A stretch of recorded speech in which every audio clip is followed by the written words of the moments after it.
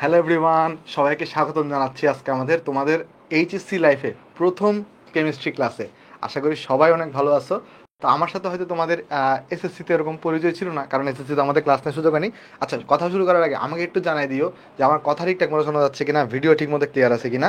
আমি একটু আমার এন্ড থেকে একবার চেক করে দেখি, এরপরই হচ্ছে আমরা আমাদের ইন্ট্রোডাকশন ক্লাসের কীভাবে আমরা পড়াবো, কেমিস্ট্রিটা কীভাবে আগাবো সব আমরা বলে দিচ্ছি, কেমন?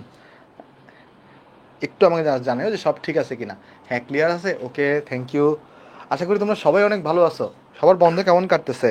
হ্যাঁ, ওয়ালাইকুম আসসালাম এভরিওয়ান, হ্যাঁ সবাইকে স্বাগত। ওকে ওকে, ভেরি গুড, হ্যাঁ সব ঠিক আছে, আমার এন্ড থেকেও সব ঠিক আছে। ওকে, তাহলে চলো আমরা শুরু করব। আমি মোবাইলটা এখানে রাখলাম। হ্যাঁ, তো আমার সাথে এটা তোমাদের হয়তো অনেকেরই মানে মেজরিটিরই ফার্স্ট ক্লাস, মানে এইচএসসিটা তোমাদের প্রথম ক্লাসই। আবার আমার সাথে হয়তো তোমাদের প্রথম ইন্ট্রোডাকশন, কেমন? তো আমার নাম হচ্ছে হিমেল, আমি পড়াশোনা করছি বুয়েটের ত্রিপলি ডিপার্টমেন্ট থেকে, ত্রিপলি 17 ব্যাচের। আমার স্কুল ছিল চিটাগং ক্যান্টনমেন্ট পাবলিক স্কুল, আর কলেজ ছিল চিরাং কলেজ। ওকে, তাহলে তোমাদের তো এখনো কলেজ জীবন শুরু হয়নি, বাট একটা জিনিস হচ্ছে কি, তোমার এইচএসসি লাইফের যে সময়টা, এটা আসলে অনেক বেশি ইম্পর্ট্যান্ট। এবং এটা ইম্পর্টেন্সটা এত বেশি কেন? কারণ তুমি যদি এটাতে ভালো করে এটাকে ইউটিলাইজ করো সময়টাকে, তাহলে দেখবা তোমার এডমিশনে তুমি ভালো জায়গায় আসলে চান্স পেয়ে যাচ্ছ। আর এডমিশনে যখন তুমি একটা ভালো জায়গায় চান্স পেয়ে যাবা, তুমি না একটা আসলে ট্র্যাকে পড়ে যাবা, বা মানে তোমার জিনিসটা হচ্ছে তোমার জার্নিটা অনেকটা সহজ হয়ে যাবে। কেমন মানে, বুয়েটে টিকা মানে সব কিছু না, বাট তুমি যদি বুয়েটে টিকে যাও বা চুয়েটে টিকো বা কুয়েটে টিকো, তোমার জার্নিটা অনেক ইজি হয়ে যাবে এরপরে। ওকে, সো চলো আমরা তাহলে শুরু করি। তো এটা হচ্ছে আমাদের কেমিস্ট্রি ফার্স্ট পেপারের, আমাদের টোটাল 5টা সাইকেল আছে। এটা ফার্স্ট সাইকেল, আমাদের ফার্স্ট সাইকেল। এটা হচ্ছে আমাদের গুণগত রসায়নের প্রথম লেকচার, ঠিক আছে? ওকে, আমি তাহলে প্রথমে একটু করে তোমাদেরকে ডিসকাশন করবো যে আমাদের, যদি এটা আগে ডিসকাশন করছি, যে এই সাইকেলে কয়টা ক্লাস থাকবে না থাকবে, বা কিভাবে তুমি পড়াশোনাগুলো করবা, নোট করবা কিভাবে। প্রথমে আমরা 10 মিনিট একটু করে ওগুলো নিয়ে কথা বলবো, এরপর হচ্ছে আমরা পড়ায় চলে যাবো। আজকে আমরা খুব বেশি পড়াশোনা করবো না, আজকে আমরা এমন কিছু পড়াশোনা করবো যেগুলো তোমরা হচ্ছে 9-10-এও হালকা হলেও পড়ে আসছো, বাট হালকা পড়লেও সমস্যা নেই, আমরা একদম জিরো থেকেই শুরু করবো। আচ্ছা, আমাকে তোমরা একটু করে বলো তো, তোমরা কি 9-10 রাদারফোর্ডের পরমাণু মডেল পড়ছিলা? একটু করে আমাকে কমেন্টে জানাবা যে তোমরা 9-10-এ রাদারফোর্ডের পরমাণু মডেল পড়ছিলা কিনা। তোমরা কি রাদারফোর্ডের পরমাণু মডেল পড়ছিলা 9-10-এ? ওকে, সমস্যা নেই, এটা আমরা আজকে না পড়লেও কোনো সমস্যা নেই, আমরা একদম জিরো থেকে শুরু করব। তাহলে চলো প্রথমে একটু ডিসকাশন করি আগে যে আমাদের এই সাইকেলটা নিয়ে। আমরা কিন্তু এই সাইকেলে আমাদের গুণগত রসায়নের উপরে তোমার দেখো টোটাল 6টা উইকলি এক্সাম রাখছি, আর 2টা কিন্তু মেগা এক্সাম আছে। তো উইকলি এক্সামে প্রথম 5টা লেকচারের উপরে আমাদের উইকলি এক্সাম 1 হবে, দেন পরবর্তী 4টা লেকচারের উপর আমাদের উইকলি এক্সাম 2 হবে, এরপর হচ্ছে পরবর্তী 4টা লেকচারের উপর উইকলি এক্সাম 3, আর উইকলি এক্সাম 3 হওয়ার পরে আমাদের কিন্তু মেগা এক্সাম 1 হবে। উইকলি এক্সামে তুমি যদি কি করতে পারো, টপ করতে পারো, তাহলে উইকলি এক্সামগুলো তোমার জন্য কিন্তু জার্সি থাকবে, নতুনভাবে আমরা জার্সি বানাচ্ছি। আর মেগা এক্সামে টপ করতে পারলে তুমি জার্সিও পাবা, তারপরে তোমার হচ্ছে প্রাইজ মানিও থাকবে তোমার জন্য। আরও একটা স্পেশাল গিফট আছে, সেটা যখন সাইকেল কন্টিনিউ হবে সেটা তখন বলবো, এখন না, কেমন? আচ্ছা, এরপরে আবার পরবর্তী ক্লাস উইকলি এক্সাম 4 হবে, দেন আবার উইকলি এক্সাম 5 হবে, এরপরে উইকলি এক্সাম 6 ল্যাবরেটরি নিরাপদ ব্যবহার দিয়ে শেষ হবে, দেন আরেকটা মেগা এক্সাম হবে, ঠিক আছে? এখন চলো একটু করে তোমাকে ডিসকাশন করি তুমি কিভাবে আসলে নোট করবা, বা আমরা কেমিস্ট্রিটা আসলে কিভাবে আগাবো না আগাবো এগুলো একটু নিয়ে, কেমন? আচ্ছা, দেখো, আমাদের তোমার জন্য কেমিস্ট্রির জন্য, মানে তুমি যদি কেমিস্ট্রি দেখো, মানে কেমিস্ট্রি তুমি কিভাবে পড়বা আমি তোমাকে একটু করে দেখাই দিই। ফার্স্টে তুমি যেটা করবা, প্রথমে তুমি আগে লাইভ ক্লাসটা করে ফেলবা, বুঝছো? মানে তুমি আমার সাথে সাথে লাইভ ক্লাসটা করবা।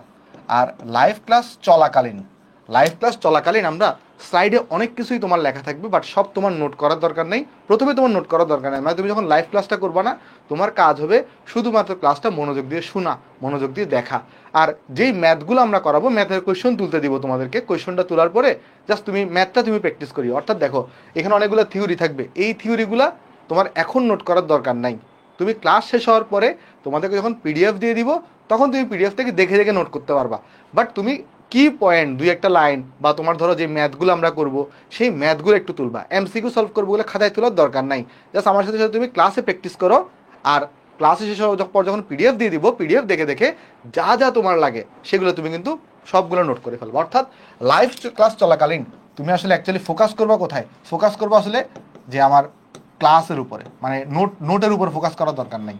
যেই মুহূর্তে ক্লাস শেষ হওয়ার পরেই তোমাদেরকে হচ্ছে আমি পিডিএফ দিয়ে দিব, আর সেই পিডিএফটা দেখে তুমি তোমার নোটটা করে ফেলবা, ঠিক আছে? পিডিএফ দেখে তুমি নোট করে ফেলবা, দেন তুমি বেসিক্যালি বাসায় গিয়ে এরপরে কীভাবে পড়বা, পুরো নোটটাকে একবার রিভিশন দিবা, পুরো নোটের মধ্যে যে ম্যাথ আছে সেগুলো সলভ করবা, কেমন? নোটের মধ্যে যে ম্যাথ থাকবে, এইচডাব্লিউ থাকবে, সেগুলো সলভ করবা। ওকে, এরপরে হচ্ছে তুমি আমাদের প্র্যাকটিস শিট করতে পারো বা আমাদের কোয়েশ্চন ব্যাংক করতে পারো। দেন আমি তোমাকে আস্তে আস্তে সব বলে দিব, মানে আমরা এত কিছুতে এখন না যাই, আমরা তাহলে চলো একটু করে পড়া শুরু করবো।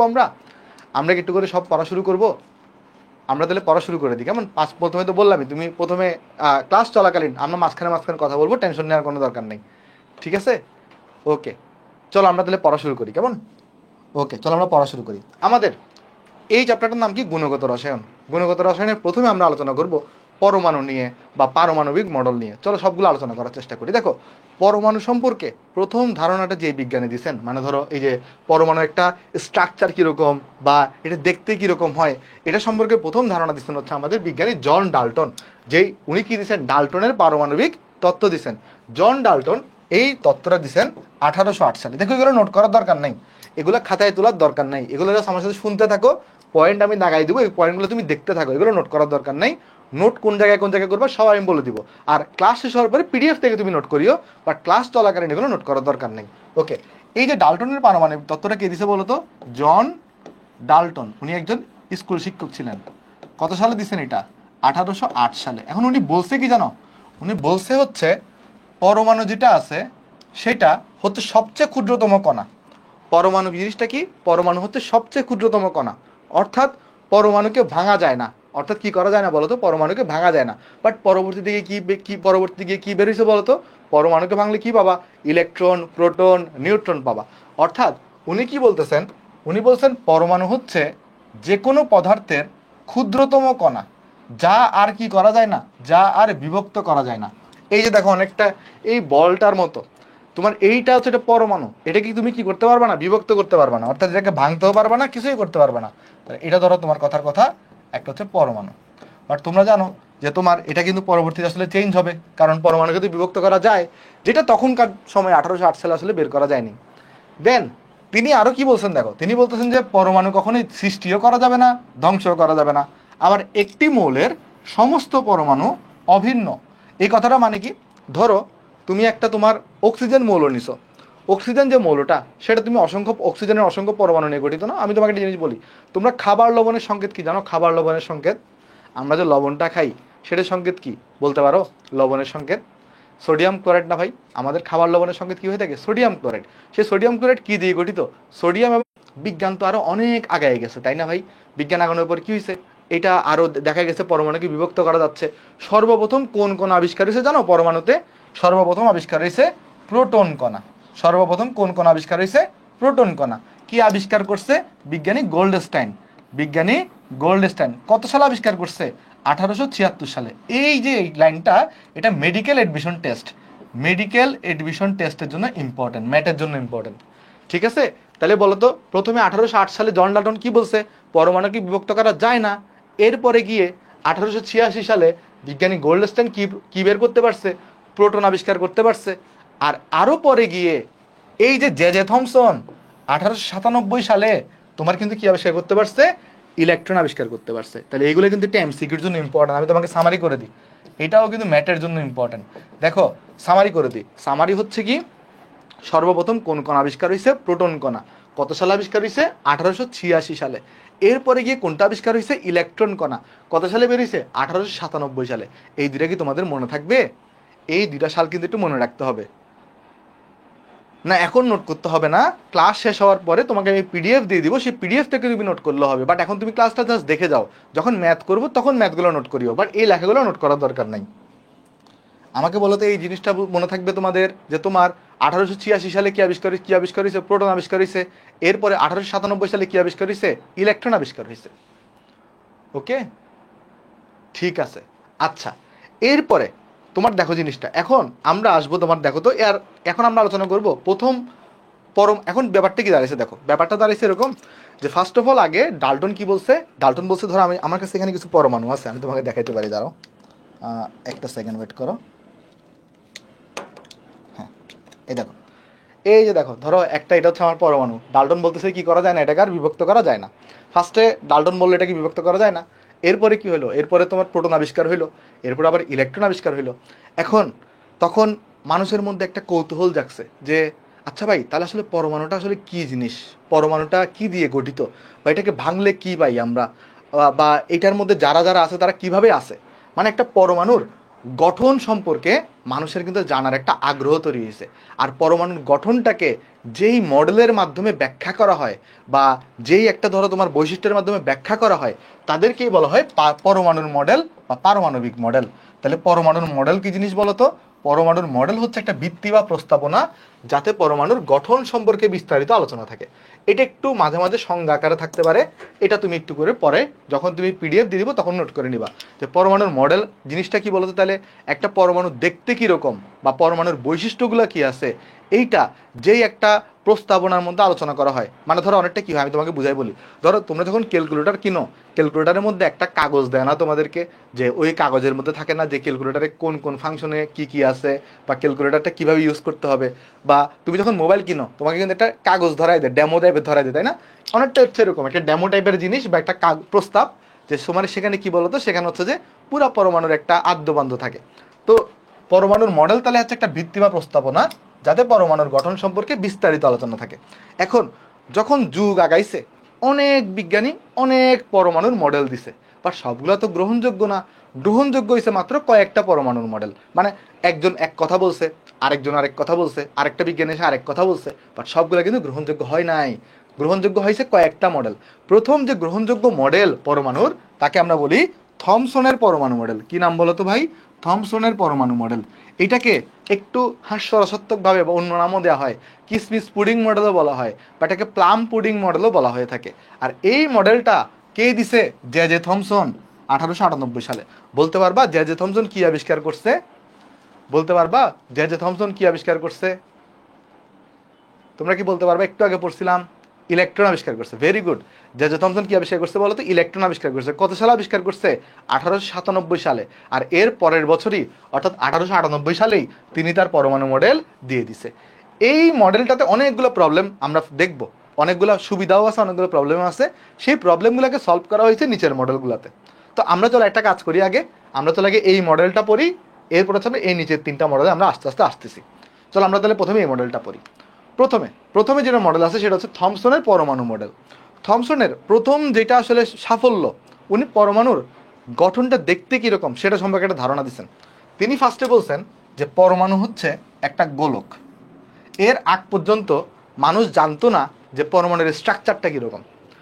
উনি প্রথমে এসে কি বলছেন যে পরমাণুটা কী হবে, একটা গোলক টাইপের হবে। ওকে, আচ্ছা।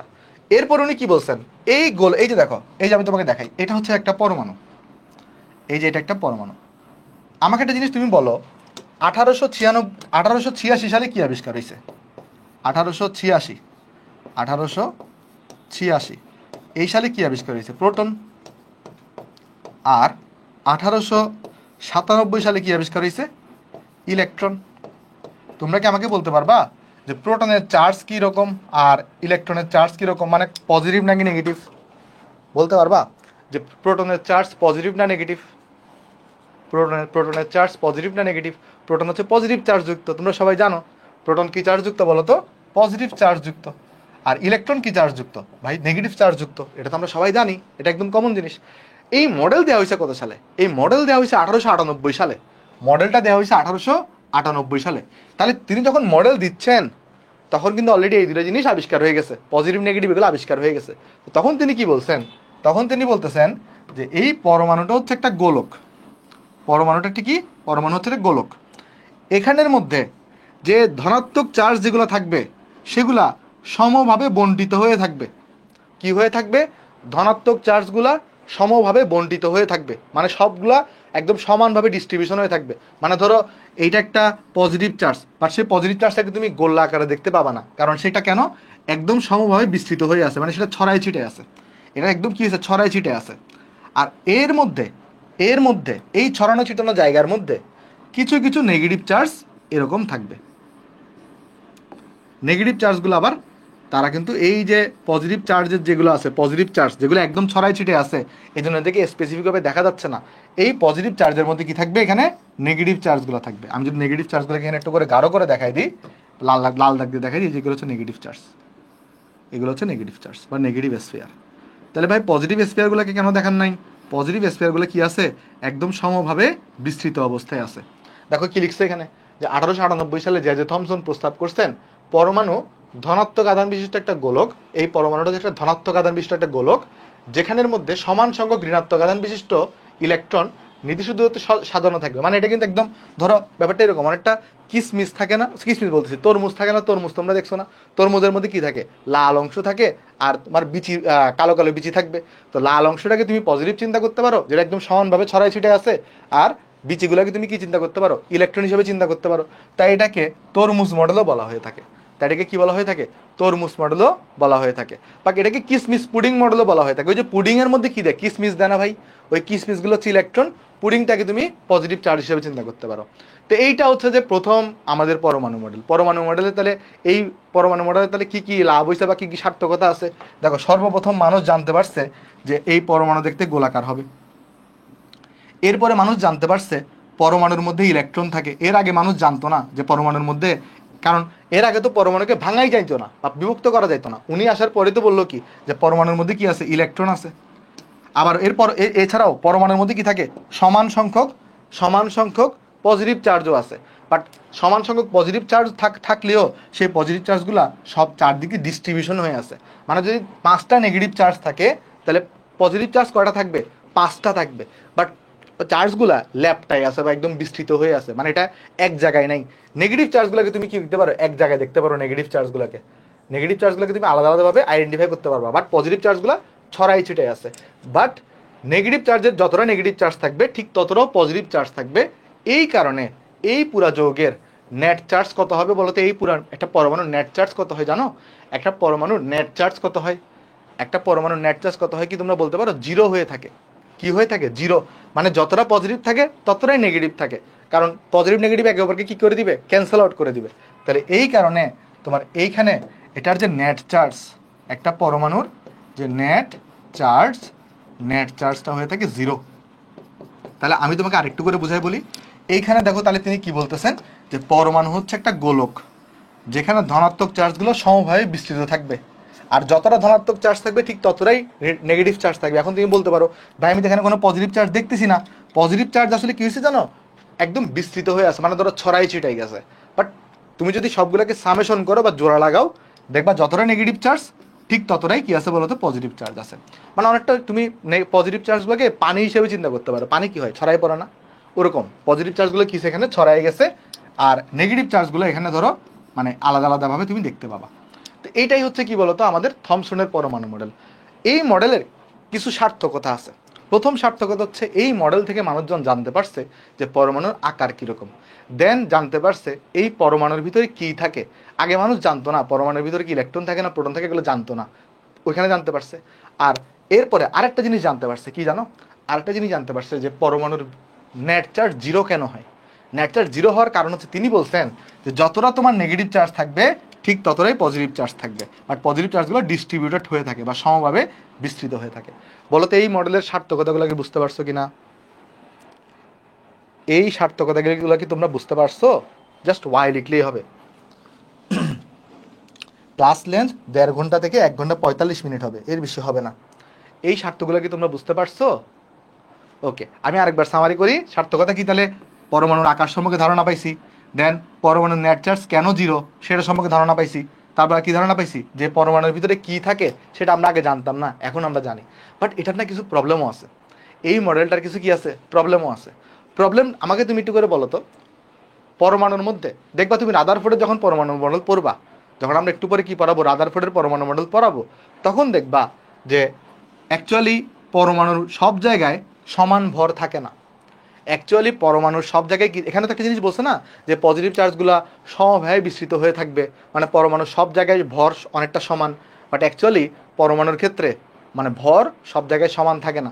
বলতে পারবা একটা পরমাণুতে সব থেকে বেশি ভর কোথায় থাকে, বলতে পারবা একটা পরমাণুতে সব থেকে বেশি ভর কোথায় থাকে। আর আরেকটা জিনিস, এই পজিটিভ চার্জগুলো কিন্তু চারদিকে ছড়াই ছিটাই থাকে না। পজিটিভ চার্জগুলো কোথায় থাকে, পজিটিভ চার্জগুলো কেন্দ্রে থাকে, কেন্দ্রে। একটু পরে আমরা দেখব, একটু পরেই দেখব। এগুলো হচ্ছে এটার ব্যর্থতা, এগুলো হচ্ছে কি এটার, আমি প্রথমে আগে সফলতা বলছি, এখন আমরা ব্যর্থতা বলতেছি। এই পজিটিভ চার্জগুলো কোথায় থাকবে বলো তো, নিউক্লিয়াসে থাকবে। এগুলো হচ্ছে কিছু ব্যর্থতা আমরা আলোচনা করলাম। এতটুকু কি বোঝা গেছে একটু আমাকে জানাবা, এতটুকু তোমরা বুঝতে পারছো কিনা, একটু করে আমাকে জানাও তাহলে যে এতটুকু তোমরা বুঝতে পারছো কিনা। আমি তাহলে একটু করে এখানে লিখে দিই, তাহলে এটা এই মডেলটার তাহলে কিছু নাম আছে, স্পেশাল নাম আছে, স্পেশাল নামগুলো চলো তোমাকে একটু লিখে দিই আমি। এই মডেলকে আমরা বলে থাকি তোমার হচ্ছে প্লাম পুডিং মডেল।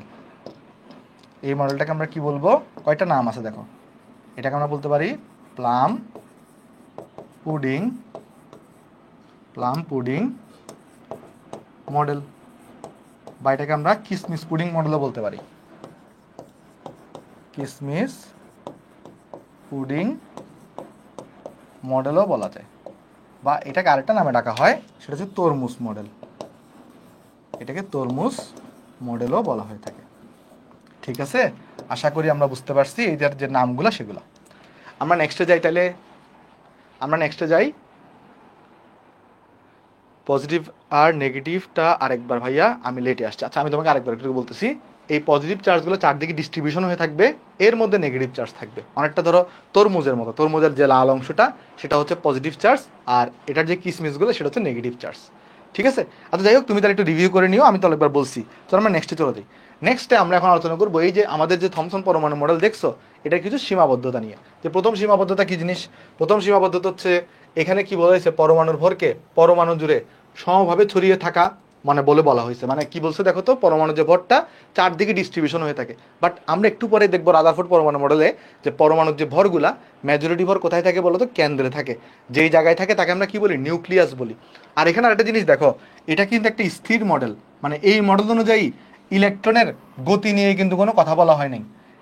আমরা তো সবাই জানি ইলেকট্রন কি দাঁড়ায় থাকে, ইলেকট্রন কিন্তু গতিশীল থাকে, ইলেকট্রন কিন্তু কি করতে থাকে, ঘুরতে থাকে চারদিকে, তাই না ভাই? ইলেকট্রন কিন্তু দাঁড়ায় থাকে না। বাট এই মডেলটাতে ইলেকট্রনের গতি নিয়ে কোনো কিছুই বলা হয়নি। তাহলে তোমাকে যদি ফার্স্টে থমসন পরমাণু মডেলটা একটু ব্যাখ্যা করতে বলে, তাহলে তুমি যখন পরীক্ষায় এই লাইনগুলো লিখবা, এইটা চিত্র এঁকে দিবা। আর তোমাকে যদি এরপরে সীমাবদ্ধতা লিখতে বলে, তাহলে এই সীমাবদ্ধতাগুলো লিখে ফেলবা। আমাকে একটু জানাও তো কমেন্টে সীমাবদ্ধতাগুলো বুঝতে পারছো কিনা, সীমাবদ্ধতাগুলো কি বুঝতে পারছো? ওকে, এখন একজন বলতেছো যদি যেহেতু নতুন নতুন মডেল চলে আসছে, তাহলে পুরাতন মডেল পড়ার দরকার কি? ব্যাপারটা হচ্ছে কি দেখো, তুমি যদি হঠাৎ করে একটা জিনিস মানে পড়তে যাও, তুমি কিন্তু বুঝবা না এটার কেন আসছে, এটার দরকার কি ছিল। সেই জন্য মানে ব্যাপারটা কি, তোমাকে যদি নার্সারি কেজি না পড়ায়, যদি তোমাকে আমি ক্লাস 10-এ ভর্তি করাই দিই, তাহলে তুমি কিন্তু বুঝবা না। ক্লাস 10-এ তো পড়া আপডেটেড, তাই না? তো যে কোনো কিছু বোঝার জন্য আমাদেরকে একটু ব্যাকওয়ার্ড হিস্টোরিটি জানা দরকার আমাদের, কেমন? ওকে, এরপরে চলো আমরা চলে যাবো আমাদের সেকেন্ড মডেলে, যেটা আমাদের আজকের পড়া, যেটা হচ্ছে আমাদের রাদারফোর্ড পরমাণু মডেল। এটাকে সোলার সিস্টেম মডেলও বলা হয়। আর এই মডেলের আবিষ্কারককে বা কে প্রদান করছেন, বিজ্ঞানী রাদারফোর্ড 1911 সালে। চলো এটা নিয়ে একটু ডিসকাশন করা যাক, এই মডেলটা নিয়ে চলো ডিসকাশন করি আমরা। ওকে, দেখো আমরা তোমাকে চলো একটু করে, এই যে দেখো রাদারফোর্ডের ছবি এখানে দেওয়া আছে। এখান থেকে কিছু ইম্পর্টেন্ট আগে এমসিকিউ তোমাকে একটু দেখাই। এমসিকিউটা হচ্ছে, প্রথম এমসিকিউ, এই মডেলটা কত সালে দেওয়া হয়েছে? এই মডেল দেওয়া হয়েছে কত সালে বলো তো? 1911 সালে এই মডেলটা দেওয়া হয়েছে। আচ্ছা, এই যে মডেল, একটা তুমি জিনিস লক্ষ্য করে দেখো, ধরো তুমি একটা জিনিস সম্পর্কে একটা তোমার ধরো কিছু একটা গবেষণা প্রকাশ করবা। ধরো মানে তুমি একটা জিনিস, একটা পরমাণু মডেল, আমি ধরো উড়ে এসে যদি জুড়ে এসে তোমাকে যদি বলি বই পরমাণুটা দেখতে এরকম, তাহলে কি হবে? তুমি মানবা? মানে আমি ধরো তোমাকে কথার কথা, আমি কোনো পরীক্ষা নিরীক্ষা করা ছাড়া তোমাকে যদি আমি এসে বলি যে ভাই পরমাণুতে ইলেকট্রনগুলো পরমাণুর বাইরে থাকে, তাহলে তুমি কি মানবা? না, মানবা না। কিন্তু তোমাকে মানানোর জন্য আমার কি করতে হবে? মানানোর জন্য আমার একটা এক্সপেরিমেন্ট করতে হবে পরমাণুর উপরে। তারপরে যদি এক্সপেরিমেন্টটা সফল হয়, ওই এক্সপেরিমেন্টের উপর বেসিস করে বা ওই পরীক্ষার উপর ভিত্তি করে আমি তোমাকে কিছু কমেন্ট করতে পারবো, তাই না ভাই? তো এরকমও রাদারফোর্ড যখন তার পরমাণু মডেল দিছিলেন, তখন রাদারফোর্ড যদি কোনো পরীক্ষা নিরীক্ষা ছাড়াই যদি মডেলটা দিয়ে দিতে পারবেন না, তাকে কি করতে হয়েছে? পরমাণুর উপরে এটাকে পরীক্ষা করতে হয়েছে। ওই পরীক্ষার উপর তিনি কিছু সিদ্ধান্তে আসছেন বা কিছু পর্যবেক্ষণ করছেন, সেই পর্যবেক্ষণগুলো নিয়েই তার একটা মডেল তিনি দিয়েছেন, যেটাকে আমরা বলতেছি রাদারফোর্ড পরমাণু মডেল। আর রাদারফোর্ড পরমাণু মডেলটা, রাদারফোর্ড যে পরমাণু মডেল আছে, এইটা কোন পরীক্ষার ভিত্তিতে দেওয়া হয়েছে? একটা পরীক্ষা তিনি করছিলেন যার নাম হচ্ছে আলফা কণা বিচ্ছুরণ পরীক্ষা। রাদারফোর্ড তার একটা পরীক্ষা করছিলেন যার নাম কি বলতো? আলফা কণা বিচ্ছুরণ পরীক্ষা। একটু পরে আমরা পরীক্ষাটা সম্পর্কে বিস্তারিত আলোচনা করব। এই আলফা কণা বিচ্ছুরণ পরীক্ষার উপর ভিত্তি করে কি দেওয়া হয়েছে বলতো? রাদারফোর্ড পরমাণু মডেলটা দেওয়া হয়েছে। এই লাইনটা কি বুঝতে পারছো তোমরা? এটা কিন্তু অনেক ইম্পর্টেন্ট এমসিকিউর জন্য। এই যে রাদারফোর্ড পরমাণু মডেল যেটা আছে, সেটা কোন পরীক্ষার উপর ভিত্তি করে দেওয়া হয়েছে? আলফা কণা পরীক্ষার উপর ভিত্তি করে দেওয়া হয়েছে। আলফা কণা পরীক্ষা কি জিনিস এখন বিস্তারিত আলোচনা করব, ঠিক আছে? আচ্ছা, এরপরে সেকেন্ড জিনিস, আলফা কণা কি জিনিস সেগুলো আলোচনা করবো, টেনশন নেওয়ার দরকার নেই। সেকেন্ড জিনিস, পরীক্ষা তিনি একা করেন নাই। পরীক্ষার করার সময় তার কিন্তু কিছু ল্যাবের মধ্যে কিছু সহযোগী ছিলেন, দুইজন ইম্পর্টেন্ট সহযোগী ছিলেন। তার সহযোগী কারা ছিলেন? রাদারফোর্ডের নির্দেশনায় দুইজন সহযোগী, একজনের নাম হচ্ছে গাইগার, একজনের নাম হচ্ছে মার্সডেন। এরা সহ এই পরীক্ষাটা তারা করছিলেন। আচ্ছা, এই পরীক্ষাটা কত সালে করা হয়েছে? 1911 সালে করা হয়েছে। এই পরীক্ষাটা কত সালে করা হয়েছে? 1911 সালে করা হয়েছে। তাহলে এই পরীক্ষায় তার সহযোগী কারা কারা? একজনের নাম হচ্ছে গাইগার, একজনের নাম হচ্ছে মার্সডেন। এগুলো তোলার এখন দরকার নাই, তুমি বাসায় গিয়ে পিডিএফটা ওপেন করে তারপর তুমি তুলতে পারবা। আমি তোমাকে পিডিএফ দিয়ে দিব। আচ্ছা, এইটুকু কি তোমরা বুঝতে পারছো? এতটুকু কি তোমরা বুঝতে পারছো? দেখো, আমি দুইটা লাইন এখানে আমি বললাম, এগুলো বোঝার এখনো কিছু বোঝাই নাই, জাস্ট একটু মুখস্থ করতে হবে কি জিনিস। একটা হচ্ছে রাদারফোর্ডের পরমাণু মডেল যে তিনি দিছিলেন, কোন পরীক্ষার উপর দিছিলেন? একটা হচ্ছে এটা পরীক্ষাটাকে আমরা বলি আলফা কণা বিচ্ছুরণ পরীক্ষা। এই পরীক্ষাটা কারা করছেন? রাদারফোর্ডের নির্দেশনায় তার দুজন গবেষক বা সহযোগী গাইগার ও মার্সডেন করছেন, তিনি সহ আর কি। চলো আমরা এখন এই পরীক্ষা নিয়ে একটু বিস্তারিত আলোচনা করব। বাট পরীক্ষাটার নাম হচ্ছে আলফা কণা বিচ্ছুরণ পরীক্ষা। তাহলে আলফা কণা সম্পর্কে আমাদের একটু জানতে হবে না? পরীক্ষাটার নাম কি? আলফা কণা বিচ্ছুরণ পরীক্ষা। তাহলে আলফা কণা সম্পর্কে আমাদের একটু জানতে হবে। প্রথমে চলো আমরা জানার চেষ্টা করি আলফা কণা কি জিনিস। আচ্ছা, তোমরা কি আমাকে বলতে পারো এইটার নাম কি? যে 2,4 হিলিয়াম দিলাম, এই জিনিসটার নাম কি বলতে পারো? এটা কি? এই মৌলের নাম কি? 2,4 He দিলাম, এই মৌলের নাম কি তোমরা বলতে পারো? ডিসপ্লে আসতেছে না ওয়েব অ্যাপে? আমার তো আসছে, আমার তো এখানে ক্লিয়ারলি দেখা যাচ্ছে, এই যে আমার মোবাইলেও দেখা যাচ্ছে এখানে ক্লিয়ারলি।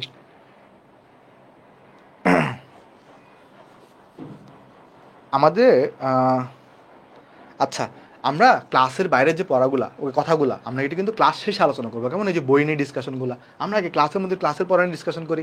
ওকে, তাহলে হ্যাঁ, এটা তো তোমরা সবাই চিনছো, এটার নাম কি হয় বলো তো? হিলিয়াম হয়ে থাকে।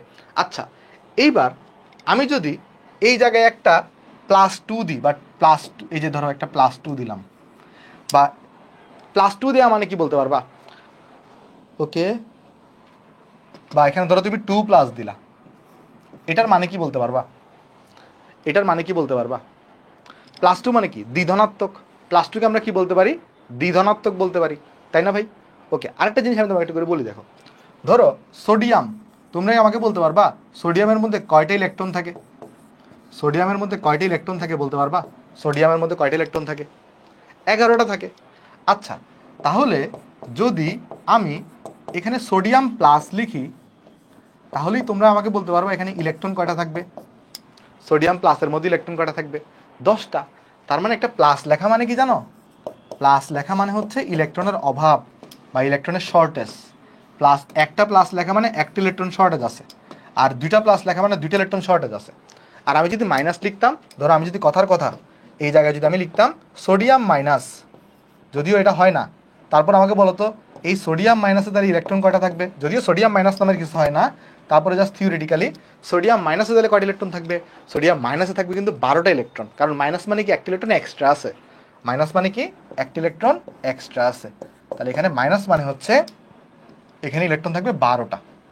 ঠিক আছে, এইবার তোমরা আমাকে বলো এই যে 2,4 হিলিয়াম যেটা, 2,4 হিলিয়াম যেটা, শুধু 2,4 হিলিয়াম, এখানে ইলেকট্রন থাকে কয়টা? 2টা, কারণ প্রোটন সংখ্যা হচ্ছে 2, আর যতটা প্রোটন ততটাই ইলেকট্রন থাকে।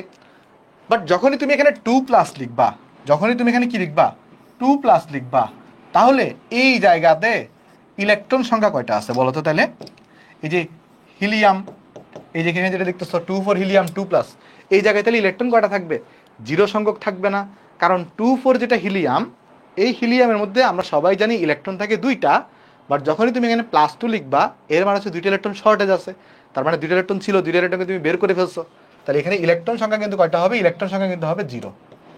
ইলেকট্রন সংখ্যা এখানে হবে কিন্তু 0। ইলেকট্রন সংখ্যা এখানে হবে 0। হোপফুলি সবাই জিনিসটা আমরা এখানে বুঝতে পারছি। তোমরা কি আমাকে বলতে পারবা এখানে প্রোটন সংখ্যা কয়টা হবে? এই জায়গাতে প্রোটন সংখ্যা কয়টা হবে বলতে পারবা? প্রোটন, এখানে প্রোটন কয়টা থাকবে? একদম বেসিক পড়াশোনা, এখানে প্রোটন কয়টা থাকবে বলতে পারবা? প্রোটন কোনটা হয় জানো? এই যে পারমাণবিক সংখ্যা, এটাকে আমরা বলে থাকি প্রোটন সংখ্যা। এই যে 2 পারমাণবিক সংখ্যা, এটাকে আমরা কি বলে থাকি? প্রোটন সংখ্যা বলে থাকি। তাহলে প্রোটন কিন্তু এখানে থাকবে 2টা। আরেকটা কণা আছে, এই কণার নাম কি তোমরা জানো? পরমাণুতে 3 ধরনের মূল কণা পাওয়া যায়। পরমাণুতে কি পাওয়া যায়? 3 ধরনের মূল কণা পাওয়া যায়। সাউন্ড নাই কোথায় ভাই? সাউন্ড আছে তো? সাউন্ড তো আছে। তাহলে প্রোটন কিন্তু এখানে থাকবে সাউন্ড আছে। হ্যাঁ দেখো, পরমাণুতে 3 ধরনের কণা পাওয়া যায়, 3 ধরনের কণা পাওয়া যায়, একটা ইলেকট্রন, একটা প্রোটন, আর একটা হচ্ছে নিউট্রন, আর একটা কি নিউট্রন। তাহলে আরেকটা কণার নাম হচ্ছে কি নিউট্রন, আরেকটা কণার নাম হচ্ছে নিউট্রন। তোমরা কি আমাকে বলতে পারবে এখানে নিউট্রন কয়টা থাকবে? তোমরা কি আমাকে বলতে পারবে এখানে নিউট্রন কয়টা থাকবে? নিউট্রন কয়টা থাকবে? 2টা। কেমনে 2টা সেটা আমি তোমাকে বলতেছি, দেখো কেমনে 2টা সেটা আমি তোমাকে বলতেছি। দেখো দেখো ফার্স্ট অফ অল একটু ক্যালকুলেশন করি। এই যে 2 দেখতেছো, এটা দ্বারা বোঝায় প্রোটন সংখ্যা, তাহলে এটা দ্বারা কি বোঝাবে? প্রোটন সংখ্যা। তাহলে প্রোটন সংখ্যাটা 2। তাহলে যতটা প্রোটন থাকে ঠিক ততটা ইলেকট্রন থাকে, কোন একটা মৌলে যতটা প্রোটন থাকে ঠিক ততটা ইলেকট্রন থাকে। যেহেতু এখানে প্রোটন আছে 2টা, তাহলে ইলেকট্রনও থাকবে 2টা। এটা কে বলে আসছে? থমসন বলে আসছে, যতটা প্লাস ততটা মাইনাস থাকবে। তাহলে ইলেকট্রন আছে 2টা, বাট যখনই তুমি এখানে 2+ দিছো, এর মানে হচ্ছে 2 ইলেকট্রন তুমি বের করে ফেলছো, তাহলে ইলেকট্রন হয়ে গেছে কয়টা? 0টা। আর এই যে তুমি দেখতেছো 4, এইটা হচ্ছে, এটাকে আমরা বলি ভর সংখ্যা, এই 4কে আমরা বলি ভর সংখ্যা। এই 4 ইকুয়াল টু কি হয়ে থাকে জানো? প্রোটন সংখ্যা প্লাস নিউট্রন সংখ্যা। তাহলে এই 4 ইকুয়াল টু কি? প্রোটন সংখ্যা প্লাস নিউট্রন সংখ্যা। তাহলে এটা যদি 2 হয়ে থাকে, তাহলে নিউট্রন সংখ্যা কত হবে? 2 হবে। বুঝছো কিনা দেখো, দেখো এই জিনিসটা এখানে বুঝতে পারছো কিনা? এতটুকু কি বোঝা গেছে ভাই? হ্যাঁ। আর এই যে দেখতেছো, এই যে দেখতেছো এটা যেটা আছে, যে এইটা 2,4 হিলিয়াম 2+, এটাকে আমরা বলে থাকি আলফা কণা। এটাকে আমরা কি বলি বলতো? এটাকে আমরা বলতেছি আলফা, আলফা, এটাকে আমরা এইভাবে আলফা দিয়ে প্রকাশ করি, আলফা কণা। তাহলে আলফা কণার ডেফিনেশন কি হবে? ডেফিনেশন হবে ইলেকট্রন বিহীন। দেখো আলফা কণার ডেফিনেশন কি হবে? আলফা কণার ডেফিনেশন হবে ইলেকট্রন বিহীন, কারণ কোনো ইলেকট্রন নাই। হিলিয়াম নিউক্লিয়াসকে, নিউক্লিয়াসের কথা কেন বলতেছি? কারণ এখানে তো কোনো ইলেকট্রন নাই, তো ইলেকট্রনকে যদি বাদ দিয়ে ফেলো, থাকে কি? নিউক্লিয়াস থাকে শুধু। নিউক্লিয়াসের মধ্যে কোনটা কোনটা থাকে? প্রোটন আর নিউট্রন থাকে। এই যে ইলেকট্রন বিহীন হিলিয়াম নিউক্লিয়াসকেই আলফা কণা বলতেছে, অথবা দ্বিধনাত্মক হিলিয়াম আয়নকে আলফা কণা বলে। আলফা কণার ডেফিনেশন তুমি দুইভাবে দিতে পারো। আমাকে একটু করে বলো তো, আলফা কণার ডেফিনেশনটা কি বুঝতে পারছো? আলফা কণার ডেফিনেশনটা কি বুঝতে পারছো? হ্যাঁ, ওকে, ভেরি গুড। এই তো, যদি কেউ না বুঝো আমাকে কিন্তু সবাই জানাবা, যদি না বুঝো আমি আবার বুঝাই দিব, টেনশন নাই।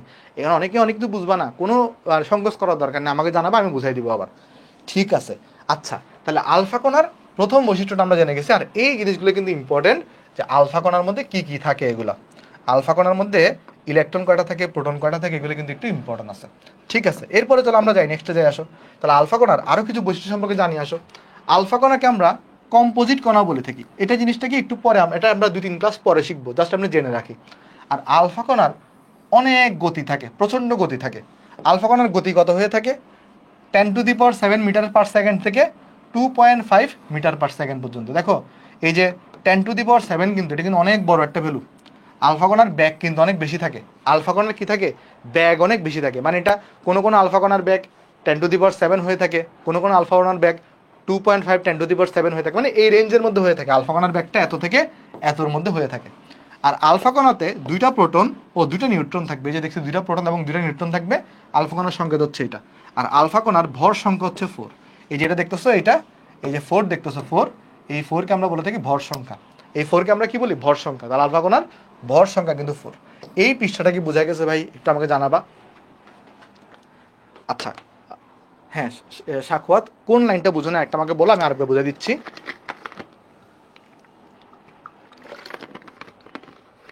ঠিক আছে,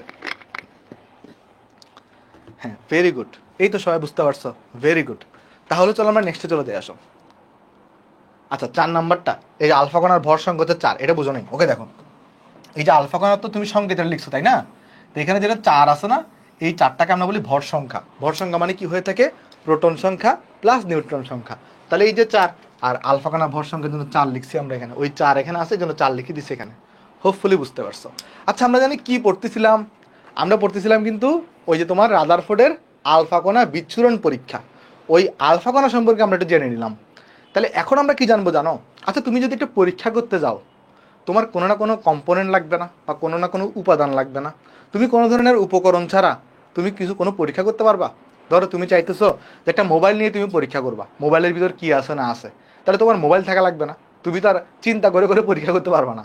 তো এরকম আলফা কণা বিচ্ছুরণ পরীক্ষাটা যখন করা হয়েছে, তখন তোমার তো কিছু উপাদান নিতে হবে বা উপকরণ নিতে হবে। সেই উপকরণগুলো একটু অনেক ইম্পর্টেন্ট। আলফা কণা পরীক্ষা করার সময় একটা স্বর্ণপাত নেওয়া হয়েছে। এটা কি নেওয়া হয়েছে বলো তো? একটা স্বর্ণের একটা পাত নেওয়া হয়েছে। মানে স্বর্ণপাত বলতে কিরকম, এই যে আমি তোমাকে যদি দেখাতে চাই, ধরো এরকম একটা স্বর্ণপাত নেওয়া হয়েছে, ঠিক আছে? এরকম একটা কি নিছো তুমি? এরকম একটা স্বর্ণপাত নিছো।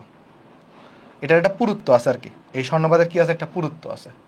বা এটাকে আরেকবার রেখে দেখাই। হ্যাঁ, এটার একটা পুরুত্ব আছে, ঠিক আছে? এরকম একটা স্বর্ণপাত নেওয়া হয়েছে। ওকে, স্বর্ণপাতটা এখানে একটু পুরো। স্বর্ণপাত কেন নেওয়া হয়েছে না হয়েছে সব আলোচনা করতেছি, টেনশন নিও না। আচ্ছা, তাহলে আমি বললাম কি, যে কোনো যখন তুমি পরীক্ষা করতে যাবা, আচ্ছা কম্পোজিট কণা কি, এটা আমরা 2-3টা ক্লাস পরে পড়াবো, কারণ এই কম্পোজিট কণা নিয়ে বিস্তারিত আলোচনা আছে, সেটা আমরা 2-3 ক্লাস পরে পড়াবো। 3 ধরনের কণা থাকে, ওই যে তোমার স্থায়ী কণা, অস্থায়ী কণা, কম্পোজিট কণা, এটা আমরা একটু পরে আলোচনা করবো, আজকে না। দুইটা ক্লাস ওয়েট করো, তারপর তুমি আলোচনাটা পেয়ে যাবা। জাস্ট একটু করে জেনে রাখো, আলফা কণা হচ্ছে একটা কম্পোজিট কণা। বাট কম্পোজিট কণা জিনিসটা কি, 2টা ক্লাস পরে তুমি আইডিয়া পেয়ে যাবা। ঠিক আছে, আমরা তাহলে পড়ায় ফিরে আসি। আসো, তো আমরা দেখতেছিলাম যেহেতু এটা আলফা কণা বিচ্ছুরণ পরীক্ষা করবে, তো যে কোনো পরীক্ষা করার সময় তো কিছু কম্পোনেন্ট দরকার হবে। প্রথম কম্পোনেন্টটা কি লাগে? একটা স্বর্ণের একটা পাত লাগে, বা একটা গোল্ড ফয়েল, এটাকে আমরা বলি গোল্ড ফয়েল। এখানে যেটা ইম্পর্টেন্ট সেটা হচ্ছে এই ডাটাটা, এই স্বর্ণপাতের পুরুত্ব কত। পুরুত্বটা কত হয় জানো? দশমিকের পরে 4টা জিরো দিবা। দশমিকের পরে কয়টা জিরো দিবা? 4টা জিরো দিবা, তারপরে 4 দিবা। তাহলে স্বর্ণপাতের পুরুত্ব কত হয়? দশমিকের পরে কয়টা শূন্য হয় বলো তো? দশমিকের পরে কয়টা শূন্য হয়? 4টা শূন্য হবে। তারপরে কি দিবা? তারপরে 4 দিবা। এই ডাটাটা দুই একটা বইয়ে একটু ভিন্ন আছে। তো এটা হাজারি স্যারের বইয়ে যেটা আছে সেটাই ফলো করবা, কারণ সেটাই তোমার পরীক্ষায় কারেক্ট আনসার হিসেবে দিবা। হাজারি স্যারের বইয়ে এই ডাটাটা আছে, তাই আমি এই ডাটাটাই লিখছি। তাহলে আমাকে বলো তো স্বর্ণপাতের পুরুত্ব কত? জিরোর পরে কয়টা দশমিক, দশমিকের পরে কয়টা শূন্য দিতে হয়? 4টা শূন্য, তারপর হচ্ছে 4। বা এটাকে যদি তুমি মিটারে লিখতে চাও, মিটারে হচ্ছে 4 × 10⁻⁷ মিটার। বা এটাকে যদি সেন্টিমিটারকে যদি এভাবে আনতে চাই, কত আসবে? 4 × 10⁻⁵ সেন্টিমিটার। ঠিক আছে, 4 × 10⁻⁵ সেন্টিমিটার আসবে। তাহলে স্বর্ণপাতের পুরুত্ব, এটা যদি আমরা দেখতে চাই, স্বর্ণপাতের পুরুত্ব যদি মিটার এককে লিখি, তাহলে হচ্ছে 4 × 10⁻⁷ মিটার। যদি আমি সেন্টিমিটারে লিখি, তাহলে জিরোর পরে 1 2 3 4, তারপর আরেকটা 4, এরপর হচ্ছে যে সেন্টিমিটার।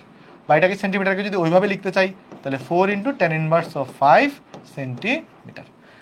এতটুকু কি বোঝা গেছে? স্বর্ণপাতের পুরুত্বটা কিন্তু মুখস্থ রাখতে হবে, এটার ভ্যালুটা কত একটু মনে রাখতে হবে কিন্তু। আশা করি তোমরা বুঝতে পারছো। আচ্ছা, মিটারের সাথে ন্যানোমিটারের সম্পর্ক কি তোমরা কি সবাই জানো? মিটারের সাথে ন্যানোমিটারের সম্পর্ক কি তোমরা সবাই জানো? মিটারের সাথে ন্যানোমিটার, এই যে দেখো, আমি তোমাকে দেখাই দিই যে একটা সম্পর্ক আছে, সেটা হচ্ছে এরকম যে 1 মিটার এটা ইকুয়াল টু হয়ে থাকে 10⁹ ন্যানোমিটার। 1 মিটার মানে কত হয়ে থাকে? 10⁹ ন্যানোমিটার হয়ে থাকে। তাহলে তুমি যদি এই মিটারের জায়গায় 10⁹ বসাও, তাহলে 10⁻⁷ আর 10⁹ কাটাকাটি যাবে, 10⁻² থাকবে। তাহলে 4কে যদি 10⁻² দিয়ে গুণ করো, কত আসবে রেজাল্ট বলতে পারো? যদি তুমি কি করো, 4 ইন্টু যদি 10⁻² করো, তাহলে রেজাল্ট কত আসবে? 400 আসবে না? ইনভার্স কেন হবে? ইনভার্স না তো। যদি তুমি 1 ন্যানোমিটার ইকুয়াল টু কত মিটার লিখতা? 1 ন্যানোমিটার মানে হচ্ছে 10⁻⁹ মিটার, বাট মিটার হচ্ছে বড় একক। 1 মিটার মানে হচ্ছে 10⁹ ন্যানোমিটার, বুঝছো? তাহলে এখানে যদি তুমি মিটারের ন্যানোমিটারে নিতা, তাহলে এখানে কত মিটার জায়গায় কত লিখতে হইতো? 10⁻⁹ লিখতে হইতো। তাহলে 10⁻⁹ আর 10⁻⁷ কাটা গিয়ে 10⁻² থাকবে। আর 4 × 10⁻² মানে কত হয়ে থাকে? 400। তাহলে এইটাকে যদি তুমি ন্যানোমিটারে লিখতে চাও, স্বর্ণপাতের পুরুত্ব কিন্তু 400 ন্যানোমিটার হয়ে থাকে। সবগুলো ডাটাই ইম্পর্টেন্ট, পরীক্ষায় যে কোনোভাবে থাকতে পারে, তাই একটু মনে রাখবা যে স্বর্ণপাতের পুরুত্ব কত। স্বর্ণ কেন নেওয়া হয়েছে সেটা ডিসকাশন করবো, টেনশন নিও না। স্বর্ণ দেখো, আমাকে একটু করে বলো তো, যদি আমি একটা স্বর্ণের খণ্ডকে এখানে নিই, তাহলে এখানের মধ্যে কয়টা স্বর্ণের পরমাণু থাকবে বলতে পারবা? স্বর্ণের সংকেত কি তোমরা জানো? স্বর্ণের সংকেত কি তোমরা জানো? স্বর্ণের সংকেত কি জানো? কি হয়? অরাম হয় না? এউ। স্বর্ণের সংকেত কি হয়ে থাকে? এউ হয়ে থাকে, অরাম। স্বর্ণের সংকেত যেমন সোডিয়ামের সংকেত হচ্ছে Na, ম্যাগনেসিয়ামের সংকেত হচ্ছে Mg, স্বর্ণের সংকেত হচ্ছে Au বা অরাম হয়ে থাকে। তাহলে আমি যদি এখানে একটা স্বর্ণের খণ্ডকে নিই, হোক সেটা অনেক কম পুরুত্বের, সেখানে কয়টা স্বর্ণের পরমাণু থাকবে বলতে পারবা? কয়টা স্বর্ণের পরমাণু থাকবে? কোটি কোটি থাকবে না? মানে কোটি কোটি স্বর্ণের পরমাণু থাকবে না? তো স্বর্ণকে নেওয়া হয় একটা কারণে, তুমি পরমাণুর মডেল দিতে চাচ্ছ বা পরমাণুর মডেল সম্পর্কে জানতে চাচ্ছ। তাহলে একটা পরমাণুকে নিয়ে তোমার গবেষণা করা লাগবে। ধরো আমি যদি একটা মোবাইলের বৈশিষ্ট্য লিখতে চাই, ধরো আমি চাইতেছি আইফোনের বৈশিষ্ট্য লিখতে চাচ্ছি, বা আইফোন কি দিয়ে গঠিত হয়েছে, বা এটার ভিতরে কি চিপ আছে সেটা সম্পর্কে আমি বর্ণনা করতে যাচ্ছি। তা আমার কাছে যদি নোকিয়া মোবাইল থাকে সেই নোকিয়া মোবাইল থেকে কি আমি আইফোনের বর্ণনা লিখতে পারবো বলো তো? বা নোকিয়া মোবাইলকে গবেষণা করে আমি কি আইফোন নিয়ে রেজাল্ট বার করতে পারবো? পারবা তুমি? মানে তোমাকে আমি বলতেছি তুমি আইফোনের স্ট্রাকচার লিখো, বা আইফোনে কি কি জিনিস আছে, আইফোন কয়টা চিপ দিয়ে গঠিত, আইওএস ভার্সন কত, এগুলো লিখো। বাট তুমি কি করতেছো, তুমি কি করলা যে না তুমি নোকিয়া মোবাইল নিয়ে ওইটার নোকিয়া মোবাইলের কি মাদারবোর্ড আছে বা কি চিপ আছে এগুলো নিয়ে বের করলা, লাভ আছে কোনো? না, লাভ নাই। তাহলে তুমি যদি পরমাণু মডেল ব্যাখ্যা করতে যাচ্ছ, তাহলে একটা পরমাণু নিয়ে তোমাকে গবেষণা করতে হবে না? তো পরমাণু হিসেবে আমরা কোনটাকে নিই? আমরা স্বর্ণপাতকে ইউজ করি। বা এই আলফা কণা পরীক্ষাতে কাকে ইউজ করা হয়েছে বলো তো? স্বর্ণপাতকে ইউজ করা হয়েছে পরমাণু নেওয়ার জন্য। এখন তুমি প্রশ্ন করতে পারো, ভাই স্বর্ণের তো দাম অনেক, তো আলফা কণাকে সরি এই স্বর্ণকে কেন নেওয়া হয়েছে? আমরা এখানে তো অক্সিজেন নিয়ে গবেষণা করতে পারতাম, আমরা এখানে তো ধরেন হিলিয়াম নিয়ে গবেষণা করতে পারতাম, সোডিয়াম নিয়ে গবেষণা করতে পারতাম, স্বর্ণকে আমরা কেন নিলাম? আলফা কণা যখন পরীক্ষার রাদারফোর্ডে কি এত টাকা হয়ে গেছিল যে তিনি স্বর্ণকেই নিতে হয়েছে? মানে এখানে যদি আমি তোমার যদি ধরো আমি যদি স্বর্ণ না নিয়ে যদি ইউরেনিয়াম নিতাম, আমি যদি ধরো হিলিয়াম নিতাম, তাহলে কি সমস্যা ছিল বলতে পারবা? হ্যাঁ, প্লাটিনাম না কেন এটা নিয়ে ডিসকাশন করতেছি আমি, কেন না এটা বলতেছি। এটার একটা কারণ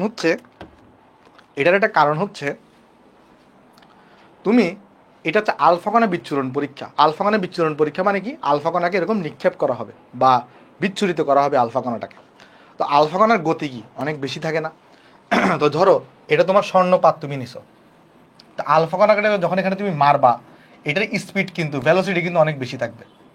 তাহলে যদি তুমি এখানে যাকে তাকে নাও, তাহলে সে এই ভ্যালোসিটিকে সহ্য করতে পারবে না বা এটাকে রিসিভ করতে পারবে না। তখন দেখা যেতে পারে, এমন হতে পারে গলে যেতে পারে, দেখা যেতে পারে সেই পরমাণুটা মানে স্টেবল থাকবে না জিনিসটা। তো স্টেবল একমাত্র দেখা গেছে সবচেয়ে বেশি স্টেবল থাকে হচ্ছে স্বর্ণ। মানে যেহেতু তুমি এখান থেকে একটা আলফা কণাকে নিক্ষেপ করবা, যে আলফা কণাটার গতি হচ্ছে অনেক বেশি থাকে, সেই আলফা কণাটাতে সবচেয়ে বেশি স্টেবল থাকে কে? স্বর্ণ। তাই এখানে পরমাণু হিসেবে কাকে নেওয়া হয়? স্বর্ণকে নেওয়া হয়। বুঝছো নাকি বুঝো নাই? হ্যাঁ, গোল্ড হচ্ছে অনেক বেশি টলারেন্ট হয়ে থাকে। বুঝছো কিনা দেখো। কেন স্বর্ণকে নিয়েছে বুঝতে পারছো? স্বর্ণকে নেওয়ার কারণ হচ্ছে কি, যেহেতু এখানে আলফা কণাকে নিক্ষেপ করা হবে, আলফা কণাটার হচ্ছে যে অনেক বেশি ভ্যালোসিটি থাকে। তো যদি যাকে তাকে রাখা হইতো এখানে, ধরো হিলিয়াম, অক্সিজেন যে কোনো কিছু রাখতা, তখন আসলে সেটা স্টেবল থাকতো না, আর তুমি তখন গবেষণা করতে পারতো না। মানে ব্যাপারটা কীরকম, তোমাকে আমি যদি এখন আইফোনের বৈশিষ্ট্য লিখতে বলি, এখন তুমি যদি আইফোন 3 এর মডেল নিয়ে বসো, এখন আইফোন 16-এর যুগ, তুমি যদি আইফোন 3 নিয়ে যদি এখন গবেষণা করতে চাও, হবে বলো তো? না, তোমাকে আইফোন 16টা নিয়েই তোমাকে এখন গবেষণা করতে হবে, লেটেস্টটাকে নিয়ে, বা যেটা সবচেয়ে বেশি স্টেবল। তো এই জন্য সবচেয়ে বেশি স্টেবলকে স্বর্ণ, তাই স্বর্ণকে নিয়েই গবেষণাটা করা হয়েছে। ওকে, আচ্ছা এখানে আলফা কণা যে নিক্ষেপ করবো, আলফা কণা হচ্ছে একটা তেজস্ক্রিয় রশ্মি বা তেজস্ক্রিয় কণা। এটা মানে কি বুঝো তোমরা? আমি তোমাকে একটু চলো এখানে বুঝাই বলি, আসো এখানের জিনিস দেখো, আমি তোমাকে চলো বুঝাই বলি। দেখো 2-3টা এলিমেন্ট আছে, মানে 2-3টা না, মানে তোমার যাদের পারমাণবিক সংখ্যা, আচ্ছা তোমরা কি তেজস্ক্রিয় মৌল নাম শুনছো কখনো? তেজস্ক্রিয় মৌল, এই নামটা কি তোমরা কখনো শুনছো? তেজস্ক্রিয় মৌল, হ্যাঁ, তেজস্ক্রিয় মৌল জিনিসটা কি? তেজস্ক্রিয় মৌল হচ্ছে যাদের থেকে রেডিয়েশন বের হয় বা যাদের থেকে তেজস্ক্রিয় রশ্মি বের হয়। তেজস্ক্রিয় রশ্মি কোনগুলা? আলফা রশ্মি, গামা রশ্মি, বিটা রশ্মি। তো যাদের পারমাণবিক সংখ্যা 83 থেকে বেশি হয়ে থাকে, তারা তেজস্ক্রিয় মৌল হয়ে থাকে প্রাকৃতিকভাবে। যাদের কি হয়? যাদের পারমাণবিক সংখ্যা 83 থেকে বেশি হয়, তারা প্রাকৃতিকভাবে তেজস্ক্রিয় মৌল। এখন একজন প্রশ্ন করতে পারো, ভাই 83 থেকে বেশি হলে কেন হয়? এটা নিয়ে আমরা বিস্তারিত আলোচনা করব, এটার কারণ আছে, আমরা এই চ্যাপ্টারে আলোচনা করব। একটা টপিক তোমাদেরকে পড়াবো যখন, ওই যে ভর ত্রুটি পড়াবো, সামনেই আছে এই জিনিসগুলা, তখন বিস্তারিত আলোচনা করব যে একটা মৌলের পারমাণবিক সংখ্যা 83 থেকে বেশি হইলে কেন সেটা তেজস্ক্রিয় হয়। বাট চলো বেসিক আইডিয়াটা দেওয়ার চেষ্টা করি। দেখো তেজস্ক্রিয় মৌলগুলো কীরকম হয় আমি তোমাকে একটু করে বলি। ধরো এটা তুমি একটা তেজস্ক্রিয় মৌলকে নিছো, কথার কথা, এটা তোমার কাছে কি তুমি একটা তেজস্ক্রিয় মৌল নিছো, তুমি তেজস্ক্রিয় মৌল নিছো। তাহলে এই তেজস্ক্রিয় মৌলগুলো থেকে কি বের করা সম্ভব? তেজস্ক্রিয় রশ্মি বা তেজস্ক্রিয় রশ্মি বলো, তেজস্ক্রিয় কণা বলো, তেজস্ক্রিয় তা সে দেখাবে। অর্থাৎ সে তার থেকে এখান থেকে আমরা চাইলে আলফা কণা বের করতে পারি। চাইলে এখান থেকে আমরা কি বের করতে পারি বলো তো? আলফা কণাকে আমরা বের করতে পারি। তার মানে তুমি যদি একটা তেজস্ক্রিয় মৌলকে নাও, সেই তেজস্ক্রিয় মৌল থেকে তেজস্ক্রিয় রশ্মি বের হবে, আর অর্থাৎ তুমি এখান থেকে চাইলে কি বের করতে পারবা, আলফা কণা বের করতে পারবা। অর্থাৎ তোমার পরীক্ষার নাম হচ্ছে আলফা কণা বিচ্ছুরণ পরীক্ষা, মানে আলফা কণা তোমার লাগবে। আর আলফা কণাটাকে তুমি পাবা কোত্থেকে, আলফা কণাকে পাবা তুমি হচ্ছে তেজস্ক্রিয় মৌল থেকে। আর তেজস্ক্রিয় মৌল হিসেবে আমরা এখানে কাকে নিই, রেডিয়ামকে নিই। বুঝতে পারছো আমরা? দেখো প্রথম কথা, যেহেতু এটা পারমাণবিক মডেল, তাহলে একটা পরমাণু আমার লাগবে। তাহলে পরমাণু হিসেবে আমরা কাকে নিই, পরমাণু হিসেবে আমরা নিই হচ্ছে স্বর্ণপাতকে নিব।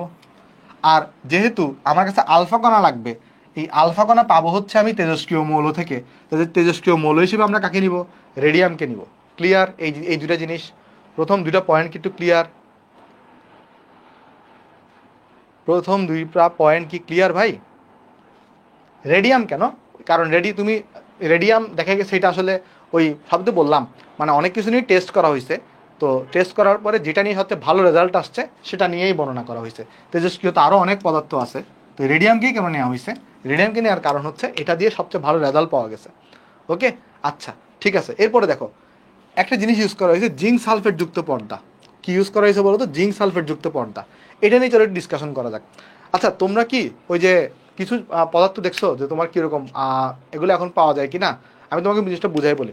পদার্থগুলো হচ্ছে এরকম, ধরো এটা একটা নর্মাল পর্দা, কথার কথা, ধরো এটা একটা ধরো এটা একটা পর্দা, এর উপর যদি আলো এসে পড়ে, যতক্ষণ এর উপর আলো আসবে ঠিক ততক্ষণ এখান থেকে আলো আমার চোখে ধরা পড়বে আর এটাকে আমি দেখতে পারবো। বাট এমন কিছু পদার্থ থাকে, এটা কিন্তু তোমার হচ্ছে যে ধরো সমুদ্র দেখা যায় অনেক সময় কীরকম হয়, তোমার সমুদ্রে কিছু মাছ থাকে যেখানে আলো না থাকলেও মাছের শরীর থেকে আলো দেখতে পারি আমরা, বা ব্যাপারটা এরকম, আমি তোমাকে বুঝাই বলি। ধরো এটা যদি নর্মাল পর্দা হয়, তাহলে এখানে যদি কেউ এসে পড়ে, তাহলে যতক্ষণ আলো থাকবে ততক্ষণ আমি সেটাকে দেখতে পারবো। বাট এখানে আমি যদি এমন কিছু পদার্থ যোগ করে দিই, যেটা হচ্ছে একটা জিঙ্ক সালফেট যোগ করলে কী হয় আমি তোমাকে বলি। ধরো একটা আলফা কণা এসে এই পর্দায় আঘাত করছে, তাহলে যেখানে এসে আঘাত করবে না সেই জায়গাটা জ্বলবে। অর্থাৎ আলফা কণাটা কোথায় গিয়ে অ্যাটাক করছে সেটা তুমি বুঝতে পারবা। মানে ব্যাপারটা কীরকম আমি তোমাকে বলি, ধরো তুমি এই জায়গায় একটা পর্দা নিছো, এটা তোমার একটা পর্দা, ধরো কথার কথা। এখন এই পর্দায় তুমি যদি এই যে জিঙ্ক সালফেটের একটা আবরণ লাগাও বা একটা প্রলেপ লাগাও, ধরো এটা কিসের একটা প্রলেপ লাগাই দিছো, জিঙ্ক সালফেটের একটা প্রলেপ লাগাই দিছো, তাহলে কি হবে, যখনই একটা আলফা কণা, ধরো একটা আলফা কণা এই জায়গায় ধরে এসে হিট করছে এই জায়গায়, তাহলে দেখবা এই জায়গাটা কিছুক্ষণের জন্য জ্বলতেছে, এই জায়গাটা কি হবে, কিছুক্ষণের জন্য জ্বলবে। তাহলে জিঙ্ক সালফেটের কাজটা কি বুঝতে পারছো? মানে জিঙ্ক সালফেটের কাজটা কি, জিঙ্ক সালফেট লাগানোর ফলে কি হয়, পর্দার উপর লাগানোর ফলে যেই জায়গায় গিয়ে আলফা কণাটা হিট করে সেই জায়গাটা কি হয়, প্রজ্বলিত হয় বা একটু কিছুক্ষণের জন্য জ্বলে থাকে। এই যে যারা এই ধরনের ঘটনা করতে পারে, যে কী ধরনের ঘটনা, ধরো তুমি এক জায়গায় আলো সাপ্লাই করছো, সাপ্লাই করে ধরো তুমি থামাই দিছো, এটাতে হইল কি, আলফা কণাটা কোথায় গিয়ে আঘাত করছে সেটা তুমি বের করতে পারবা। তাহলে বুঝতে পারছো জিঙ্ক সালফেটের কাজ, বা জিঙ্ক সালফেট পর্দাযুক্ত এটা কাজ বুঝতে পারছো? জিঙ্ক সালফেটের কি কাজটা বোঝা গেছে ভাই? হোপফুলি বুঝতে পারছো। আর জিঙ্ক সালফেটকে আমরা কি বলবো, এই যে অনুপ্রভা সৃষ্টিকারী পদার্থ বলবো। আচ্ছা আরেকটা জিনিস আছে ল্যাড ব্লক, এটার কাজ কি, এটার কাজ হচ্ছে যে এই যে তুমি চিন্তা করে দেখো, তুমি যে ধরো তেজস্ক্রিয় পদার্থটাকে নিবা, এইটাকে মানে তুমি তো হাতে ধরে রাখতে পারবা তেজস্ক্রিয় মৌলটাকে, বলো তো তেজস্ক্রিয় মৌলটাকে তুমি কি হাতে ধরে রাখতে পারবা তেজস্ক্রিয় মৌলটাকে? অনুপ্রভা কি জিনিস একটু পরে দেখাচ্ছি, অনুপ্রভা কি ডিটেলসে বলতেছি। তেজস্ক্রিয় মৌলটাকে ধারণ করার জন্য যেই আমরা ব্লকটাকে নিই বা যেই পাত্র বলতে পারো যাকেই নিই তাকে আমরা ল্যাড ব্লক বলি। তাহলে এই চারটা একটু ইম্পর্টেন্ট, যে বিচ্ছুরণ পরীক্ষায় কী কী কম্পোনেন্ট ব্যবহার করা হয়। যখন আমরা বিচ্ছুরণ পরীক্ষাটা দেখব, এই কম্পোনেন্টগুলোর প্রয়োজনীয়তা আরও বেশি করে আমরা বুঝতে পারবো। জাস্ট আমাকে একটু করে বলো এই চারটা জিনিসের নাম তোমাদের মনে থাকবে কিনা, একটু করে আমাকে কমেন্টে জানাও যে এই চারটা জিনিসের নাম তোমাদের মনে থাকবে কিনা।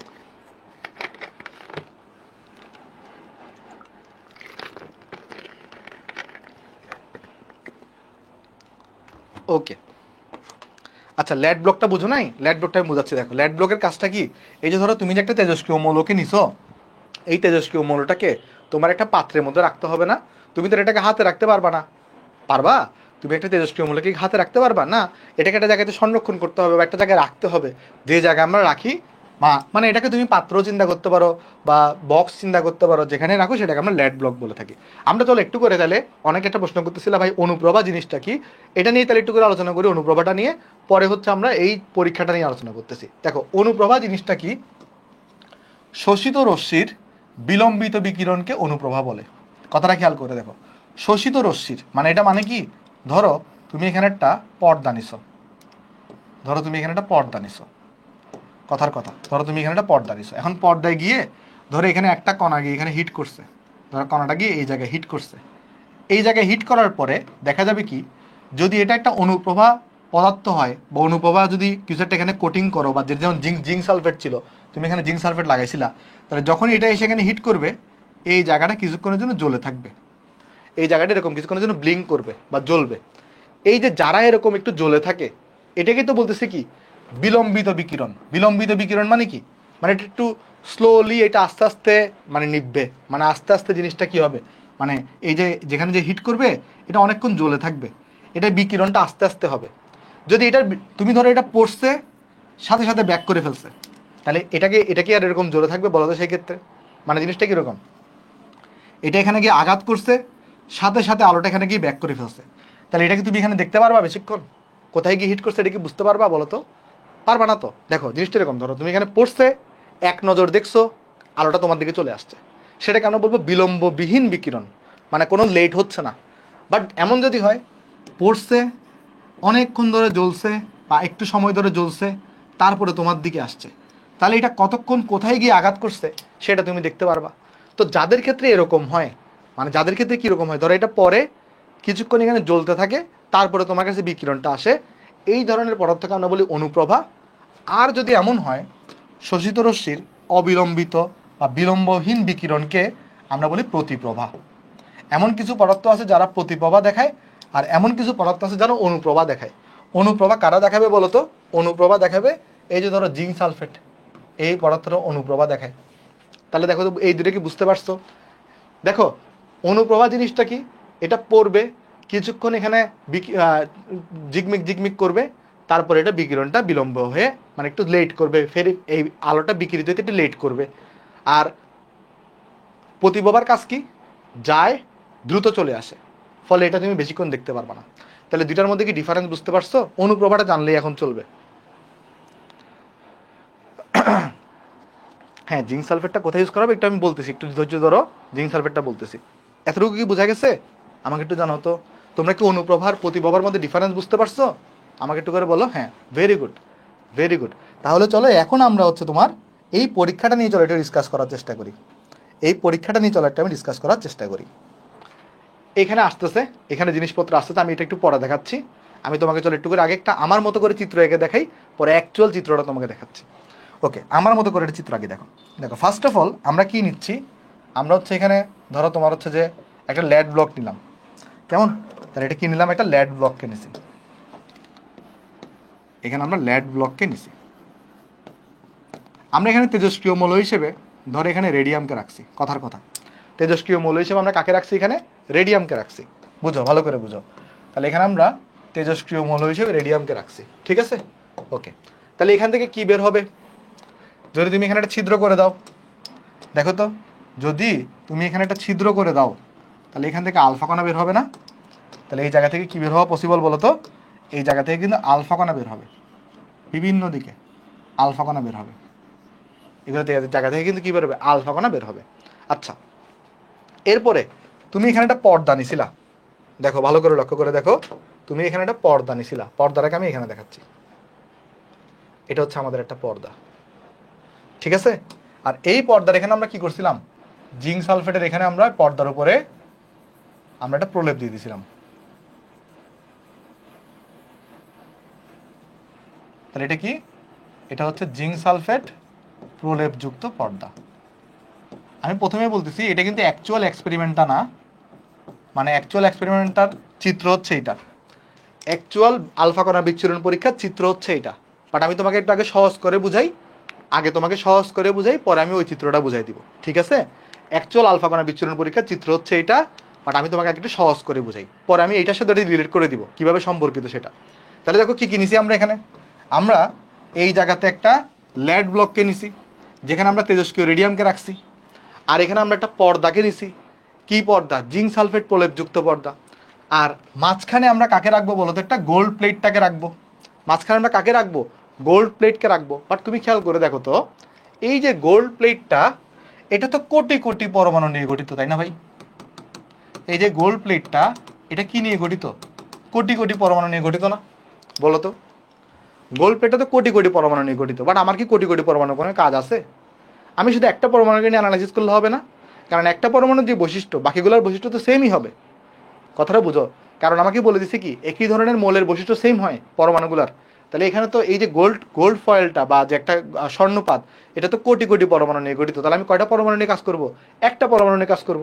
তো বেসিক্যালি যে ঘটনাটা করা হয়, এই যে তোমার দেখো, এই যে লেড ব্লক আর এই পর্দার মাঝখানে গোল্ড ফয়েলটাকে বা স্বর্ণপাতকে রাখা হয়।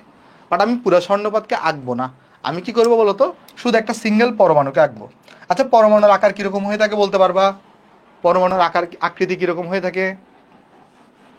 পরমাণুর আকৃতি কিরকম হয়ে থাকে বলতে পারবা? সার্কেল হয়ে থাকে, সার্কেল হয়ে থাকে, তাই না?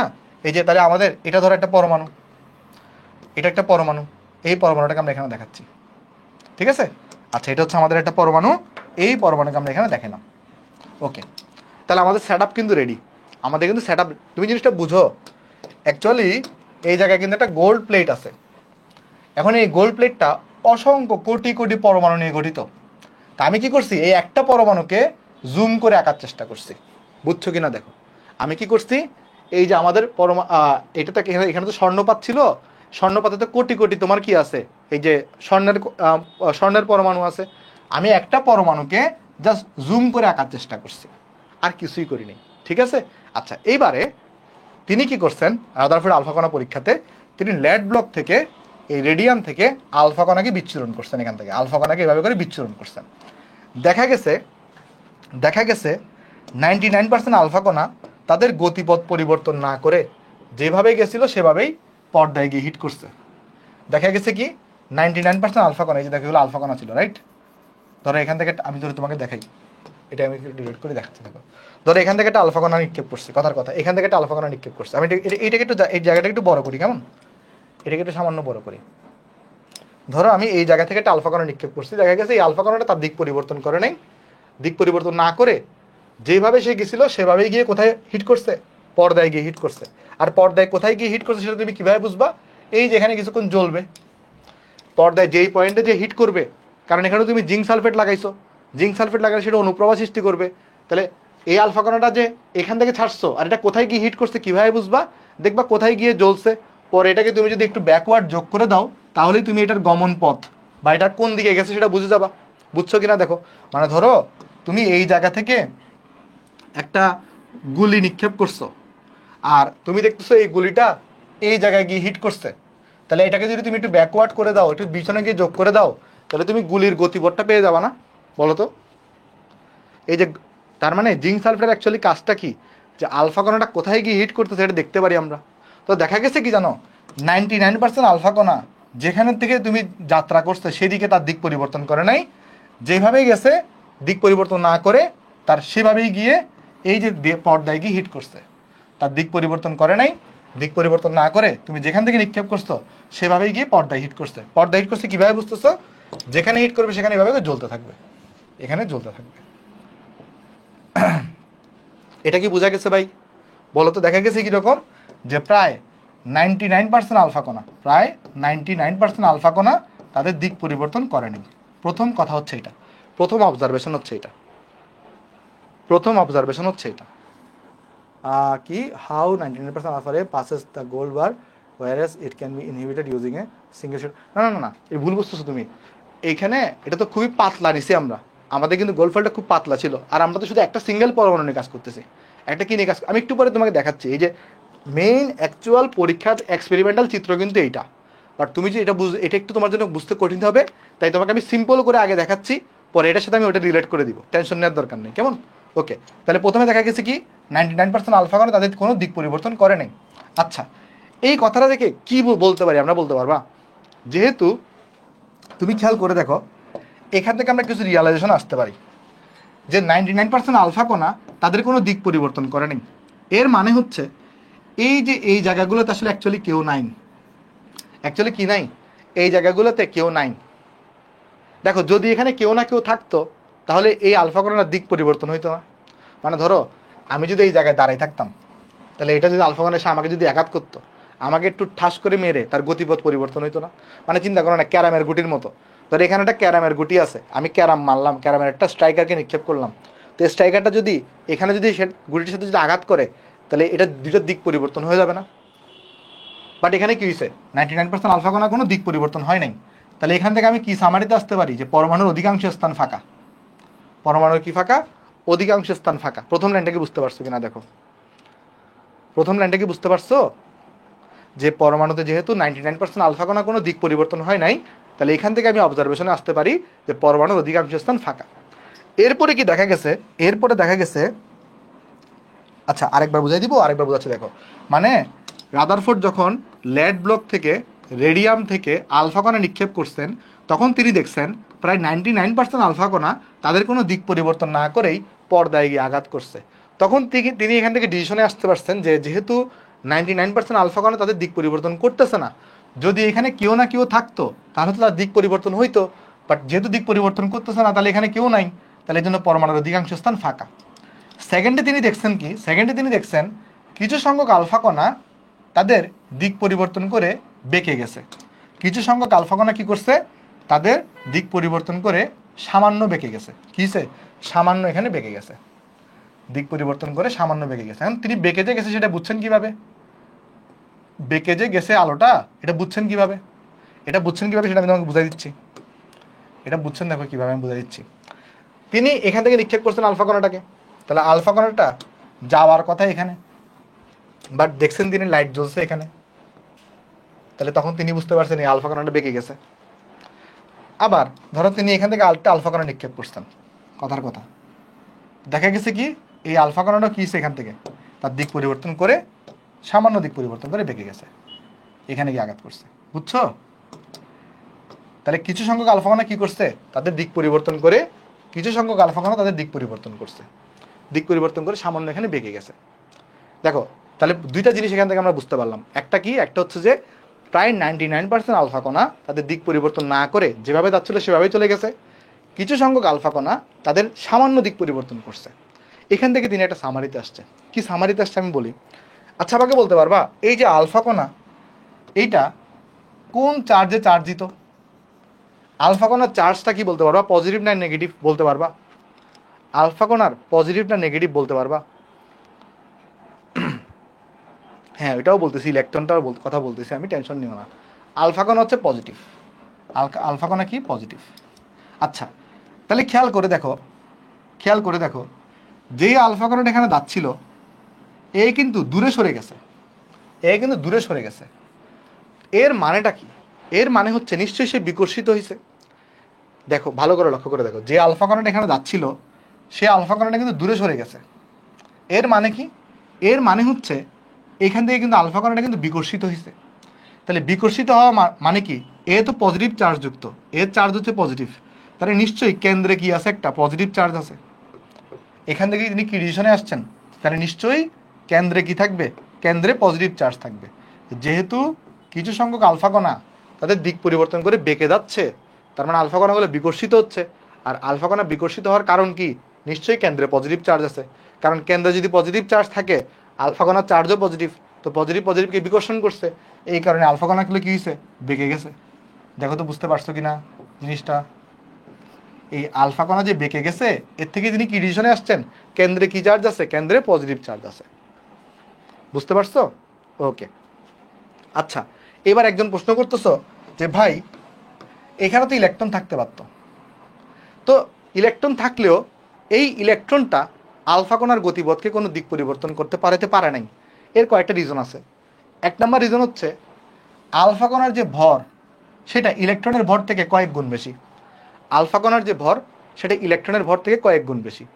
এটাতে লাভটাকে আমি তোমাকে বলি, চিন্তা করো তো, ধরো একটা ট্রাক এসে ধরো স্পিডে আসতেছে ট্রাকটা অনেক, আর একটা ধরো সাইকেল সে ধরো যাচ্ছে, তো ট্রাকটা যদি সে সাইকেলকে ধাক্কা দেয়, তাহলে তুমি আমাকে একটু করে বলো ট্রাকের কি কোনো গতিপথের দিক পরিবর্তন হবে? যদি ধাক্কা দিচ্ছে না এখানে, কারণ এগুলো আসলে অ্যাকচুয়ালি যেহেতু দিক পরিবর্তন করতেছে না, বাট এইটার একটাই কারণ যে এটা বেশিরভাগ স্থান ফাঁকা। বাট তারপরে যদি কেউ বলো যে ভাই যদি আলফা কণা যদি ইলেকট্রনকে ধাক্কা দেয়, তাহলে আলফা কণার দিক পরিবর্তন হবে কি না, তাহলে এটা বোঝার জন্য একটা আমরা অ্যানালজি ইউজ করতে পারি, একটা উদাহরণ ইউজ করতে পারি যে একটা ট্রাক যদি অনেক স্পিডে যায়, সে যদি একটা সাইকেলকে গিয়ে আঘাত করে, তাহলে ট্রাকের কি দিক পরিবর্তন হবে ট্রাকের গতির? বলো তো। গোল্ডের কাজ কথা আমি তোমাকে বোঝাচ্ছি।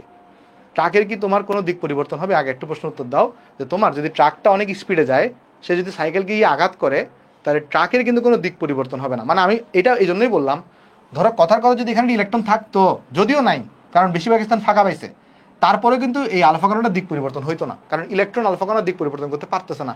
কেন? কারণ ইলেকট্রনের ভরের তুলনায় ইলেকট্রনের ভর কত হয়? 10⁻31 রেঞ্জের। আলফা কণার ভর হয় 10⁻27 রেঞ্জের। আলফা কণার ভরটা অনেক গুণ বড়, এই কারণে ইলেকট্রনটা আলফা কণার ব্যাগকে পরিবর্তন করতে পারে না। একজন প্রশ্ন করছো গোল্ডের কাজ কি? বা একটু আগে বলছি না গোল্ডের কাজ কি? এখানে তো গোল্ডের তুমি একটা পাত নিছো, তাই না? এখানে গোল্ডের একটা পাত নিছো, তো গোল্ডের তো অসংখ্য কোটি কোটি কণা আছে, পরমাণু আছে। আমি একটা পরমাণুকে যা জুম করে আঁকছি। তো তুমি যদি গোল্ডকে না আনিতা, তাহলে তুমি তো পরমাণুই পাইতা না। তুমি যদি গোল্ডকে না আনিতা, তাহলে তুমি পরমাণুই পাইতা না। এই গোল্ডের একটা পরমাণু হচ্ছে এটা। এটা কি জিনিস? এটা হচ্ছে গোল্ডের পরমাণু। এটা কি? এটা হচ্ছে স্বর্ণের পরমাণু। স্বর্ণের পরমাণু, ঠিক আছে? আচ্ছা, তার মানে আমি যদি দুইটা অবজারভেশন আমরা এখান থেকে পাইলাম। একটা অবজারভেশন হচ্ছে 99% আলফা কণা তাদের কোনো দিক পরিবর্তন না করে যেভাবে যাচ্ছিল সেভাবেই চলে যায়। কিছু সংখ্যক আলফা কণা তাদের দিক পরিবর্তন করে। আর 20,000-এর মধ্যে একটা আলফা কণা, কয়টা? 20,000-এর মধ্যে একটা আলফা কণা যেইভাবে যাচ্ছিল, ধরো সে এইভাবে গেছিল, কথার কথা, ধরো সে এইভাবে গেছিল, যেই পথে সে গেছে তার উল্টা দিকে সে ব্যাক করে। যেই পথে গেছে তার উল্টা দিকে সে ব্যাক করে। কথাটা বুঝিও। এরকম কণা কয়টা বলো তো? এরকম কণা কয়টা? 20,000-এর মধ্যে একটা। 20,000-এর মধ্যে কয়টা বলো তো? একটা। তাহলে 20,000-এর মধ্যে একটা আলফা কণা যেই পথে গেছে সোজা বিপরীত দিকে ফেরত আসছে। কথাটা বুঝিও। 20,000-এর মধ্যে একটা আলফা কণা যেই পথে গেছে সেটা তার উল্টা দিকে ফেরত আসছে। তাহলে এখান থেকেও কিছু সামারি দাঁড় করানো যায়। কি সামারি দাঁড় করানো যায়? চলো আমি তোমাকে একটু বুঝাই বলি। দেখো, প্রথম সামারি হচ্ছে, তুমি খেয়াল করে দেখো, প্রথম সামারি হচ্ছে, আমি যদি এখানে একটু দেখাইতে চাই, এখান থেকে আমরা বলতে পারি না যে আলফা কণার ভরটা ইলেকট্রনের ভর থেকে অনেক বেশি, কারণ ইলেকট্রন যদি থাকেও তার দিক পরিবর্তন হবে না। আরেকটা জিনিস তুমি লক্ষ্য করে দেখো, এইখানে কেন্দ্রে এমন একজন আছে, কেন্দ্রে তো অলরেডি পজিটিভ চার্জ আছে, আর এও পজিটিভ চার্জ যুক্ত, তাহলে সেটা বিকশিত হচ্ছে, বাট সেটা পিছন দিকে ব্যাক আসতেছে, বাট এটার তো কোনো জায়গা পরিবর্তন হচ্ছে না। খেয়াল করে দেখো, নিউক্লিয়াস কি তার জায়গা থেকে সরে যায়? ধরো যদি এখানে একজন যদি এটাকে অ্যাটাক করে বা আঘাত করে, নিউক্লিয়াস কি তার জায়গা থেকে সরে যাচ্ছে? বলো তো। ধরো এখানে যে একজন এসে আঘাত করছে, তাহলে নিউক্লিয়াস কি তার জায়গা থেকে সরে যাচ্ছে? না, নিউক্লিয়াস তো সেন্টারেই আছে, নিউক্লিয়াস যেখানে ছিল সেখানেই আছে। বাট কি হচ্ছে, এই যে একটা আলফা কণা সেটা গিয়ে সে কিন্তু আবার পিছন দিকে ব্যাক করতেছে। এর মানে কি? এর মানে হচ্ছে নিউক্লিয়াসের যে ভর সেটা আলফা কণার ভরের তুলনায় অনেক গুণ বেশি। তাহলে আমরা এটাও কিন্তু বলতে পারি এখানে যে আমার যে নিউক্লিয়াসের ভর, আমার যে এম অফ নিউক্লিয়াস, সেটা আলফা কণার ভরের তুলনায় অনেক বেশি। বুঝছো কিনা দেখো, নিউক্লিয়াসের ভরটা আলফা কণার ভরের তুলনায় অনেক বেশি। তাহলে দুইটা ভরের আমরা এখানে সামারি পাইছি, ইলেকট্রনের ভরের থেকে আলফা কণার ভর বেশি, আবার নিউক্লিয়াসের ভরটা আলফা কণা থেকে বেশি। এতটুকু কি বোঝা গেছে ভাই?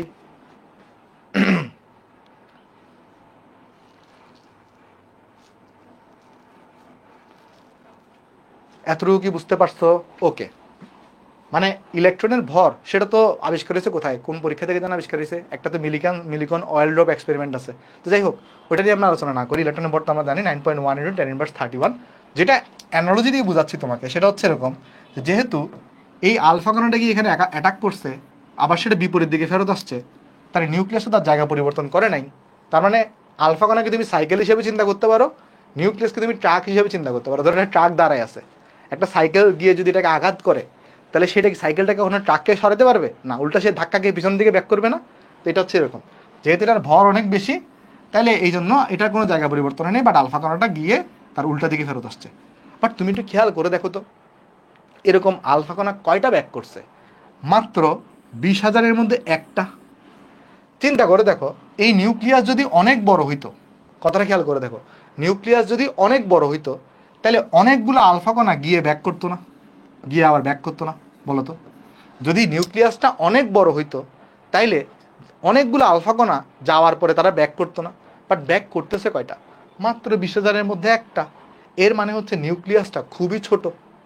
আবার নিউক্লিয়াসের ভর অনেক বেশি।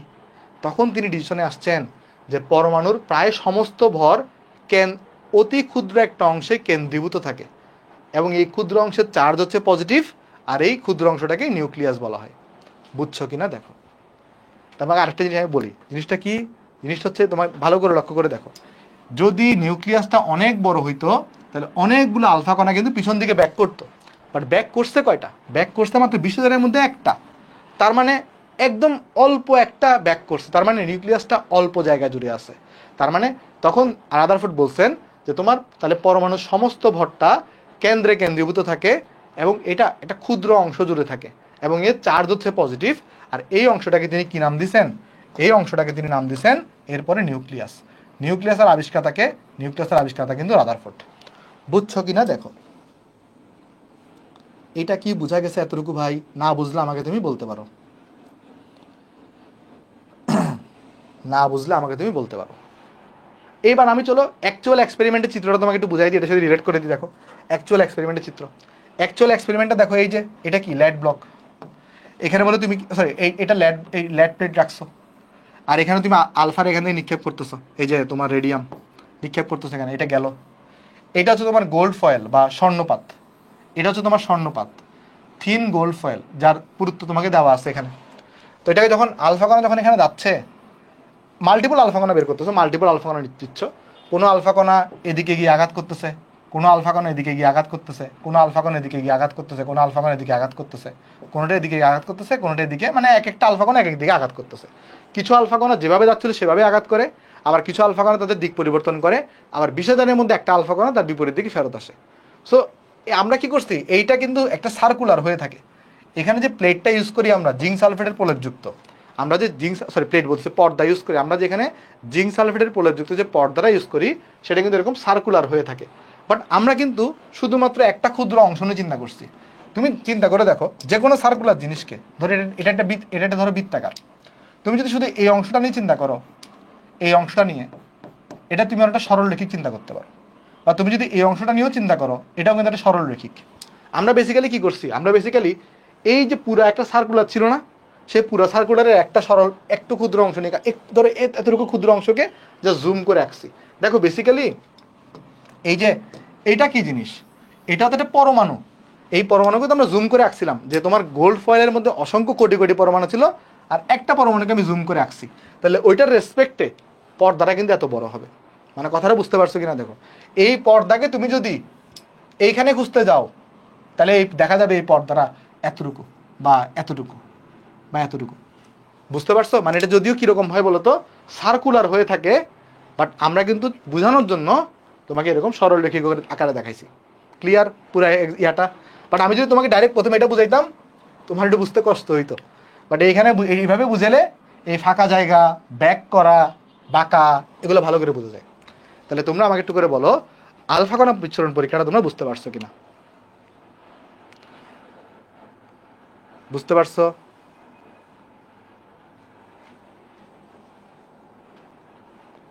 ঠিক আছে। এই যে একজন প্রশ্ন করছো এখানে স্লিট বা ল্যাড প্লেটের কাজটাকে, আমি তোমাকে এই দেখো এখানে বলতেছি, দেখো বেসিক্যালি এটা কি ছিল, ল্যাড ব্লক। এইটা এখানে এই যে এটার কাজটা কি তুমি চিন্তা করে দেখো। ধরো রেডিয়ামকে তুমি যদি একদম ওপেনলি রাখতা, রেডিয়ামকে তুমি যদি কি রাখতা, একদম ওপেন রাখতা, তাহলে কি প্রবলেম হইতো? কন্টিনিউয়াস এখান থেকে রেডিয়েশন হইতো না? কন্টিনিউয়াস বলো তো। তুমি রেডিয়ামটাকে যদি ওপেনলি যদি খোলা আকাশে রাখতা, তাহলে কন্টিনিউয়াস এর থেকে চারদিক থেকে রেডিয়েশন হইতো না? হয়তো কি না বলো তো একটু করে। যদি তুমি রেডিয়ামকে যদি একদম ওপেন আকাশে রাখতা, তাহলে কি হইতো? চারদিক থেকে রেডিয়েশন হইতো। বাট তুমি যদি চিন্তা করো, যদি এখানে একটা ছিদ্রপথ রাখো, যেটারই আসলে ল্যাড ব্লকের কাজ, তাহলে কি হবে?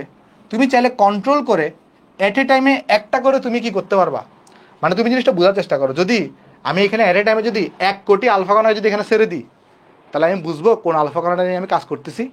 বুঝবো না কিন্তু। তাহলে এই ল্যাড প্লেটের কাজটা কি, আমি এখান থেকে একটা আলফা কণাকে এখান থেকে যাইতে দিব, সেই আলফা কণাটাকে নিয়ে অ্যানালাইসিস করবো। সেই আলফা কণাটা হইতে পারে এদিকে গিয়ে আঘাত করছে, আবার এর পরের মুহূর্তে আমি আরেকটা আলফা কণাকে এখানে এভাবে নিক্ষেপ করবো, যাইতে দিব, দেখা গেছে সেটা এখানে গিয়ে আঘাত করছে। তাহলে এটার কাজটা কি, এই ল্যাড প্লেট, মানে আমি জিনিসটাকে আমি তোমাকে বুঝাই বলি, আমি আমার এক্সপেরিমেন্ট যখন তোমাকে বুঝাইছি, এই জিনিসটা আর এই জিনিসটাকে আমি একসাথে আঁকছি, কথাটা বুঝো, এই জিনিসটা আর এই জিনিসটাকে আমি একসাথে আঁকছি। কীভাবে একসাথে আঁকছি? এই যে দেখো, এইখানে বক্সও দিছি, ছিদ্রপথটাকেও দেখাই দিছি, স্লিট বা যেটা ছিদ্রপথ। কিন্তু এখানে জাস্ট কী করছে, আলাদা করে দেখাইছে, আর কিছুই না। এটাকে আলাদা করে দেখাইছি, এটা কাজটা কি? এটার কাজটা হচ্ছে আলফা কণাকে কন্ট্রোল করা। যে তুমি যেন ধরো তুমি আমাকে তুমি একটা জিনিস বোঝাই বলো, ধরো এখান থেকে তুমি যদি 500টা আলফা কণা একসাথে নিক্ষেপ করো, তাহলে সেই 500টা আলফা কণা কোথায় গিয়ে পড়ছে তুমি ট্র্যাক রাখতে পারবা? বলো তো, ট্র্যাক রাখতে পারবা না।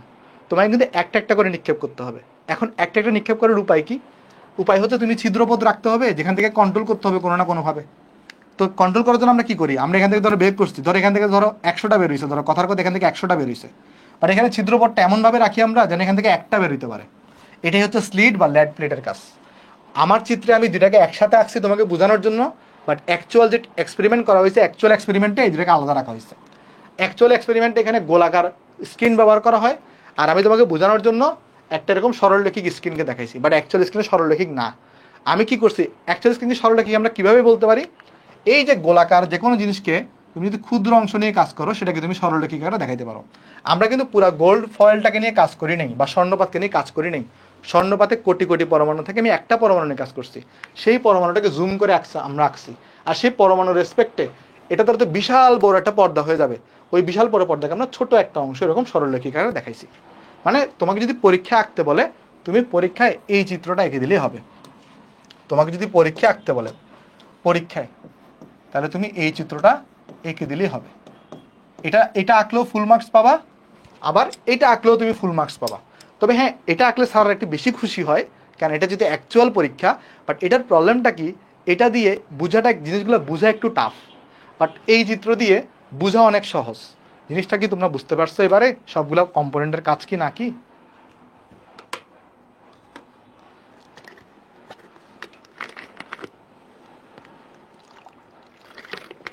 Very good.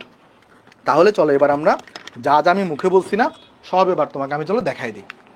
দেখো রেজাল্ট কি আসছে? প্রথম রেজাল্ট যে 99% আলফা কণা তাদের গতিপথ পরিবর্তন না করে স্বর্ণপাত ভেদ করে সোজাসুজি চলে যাবে, কোনো গতিপথ পরিবর্তন করবে না। মাত্র কয়েকটা আলফা কণা তাদের গতিপথে সামান্য বেঁকে গিয়ে স্বর্ণপাত ভেদ করে পর্দায় আঘাত করবে। আর 20,000-এর মধ্যে একটা আলফা কণা সোজা বিপরীত দিকে ফিরে আসে। তাহলে এখান থেকে কিছু সিদ্ধান্তে আসি, যেহেতু 99% আলফা কণা তাদের গতিপথ পরিবর্তন করতেছে না, তাহলে এই জন্য পরমাণুর অধিকাংশ স্থান কি? পরমাণুর অধিকাংশ স্থান ফাঁকা। যেহেতু কিছু আলফা কণা সামান্য বেঁকে যাচ্ছে, তার মানে পরমাণুর কেন্দ্রে ধনাত্মক চার্জ বিদ্যমান। আবার যেহেতু 20,000-এর মধ্যে একটা আলফা কণা বিপরীত দিকে ব্যাক করতেছে, তাহলে কেন্দ্রে পরমাণুর সমস্ত ভর পরমাণুর ভরের প্রায় 99.97% একটা ছোট অংশে কেন্দ্রীভূত থাকে। এই ক্ষুদ্র অংশে থাকা ধনাত্মক চার্জযুক্ত এই ভারী কণাকে আমরা নিউক্লিয়াস বলতেছি। অর্থাৎ কোনটা? এটা হচ্ছে তোমার নিউক্লিয়াস, যেটাতে পুরা পরমাণুর ভরের 99.97% ভর এখানে আছে, আর এটার চার্জ হচ্ছে ধনাত্মক, আর এটাকে নিউক্লিয়াস বলা হচ্ছে। আমাকে একটু করে বলো তো এই বিষয়টা তোমরা সবাই বুঝতে পারছো কিনা? ইনায়েতুল, কোথায় কি হয়েছে একটু আমাকে বলো, কোন জায়গায় তুমি বুঝতে সমস্যা হতে পারে? এতটুকু তোমরা বুঝতে পারছো? হ্যাঁ, বিচ্ছুরণ পরীক্ষা নিউক্লিয়াস ইনভেন্টের জন্য করা হয় নাই, বিচ্ছুরণ পরীক্ষাটা করা হয়েছে পরমাণুর স্ট্রাকচারগুলো বোঝার জন্য। আর একটা বুঝতে গিয়ে আরেকটা জিনিস আবিষ্কার হয়ে গেছে। এক দিলে ওই যে রদ দেখা কলা বেচা, আবিষ্কার মানে বের করতে গেছে পরমাণুর মডেল সম্পর্কে, বাট আবিষ্কার হয়ে গেছে নিউক্লিয়াস। পরমাণুর মডেল তো জানছেই, রথও দেখছে, কলাও বেচছে। কেমন? এটা কি তোমরা পড়ছো, রদ দেখা কলা বেচা? এই বাগধারাটা কি তোমরা পড়ছিলা? বাগধারা ছিল না এটা, না কি ছিল? রদ দেখা কলা বেচা পড়ো নাই না? আচ্ছা, ছিল না। এটা মনে হচ্ছে তুমি ওই রথ দেখা মানে কি, যে মনে হয় একটা খেলা, ঘোড়ার কোনো রেস এরকম কিছু একটা, ওইখানে ঘোড়ার রেসও দেখতে গেলাম, ওইখানে আমি কলাও বেচলাম, টাকাও লাভ হইলো, আমার সব কিছু হইলো। কেমন? এক দিলে দুই বাকি মারা। যাই হোক, চলো নেক্সটে যাই। স্লিট কিভাবে আলফা কণা নিয়ন্ত্রণ করে আমি তোমাকে বুঝাই বলি। স্লিটটা কি করে, এভাবে চিন্তা করো তো।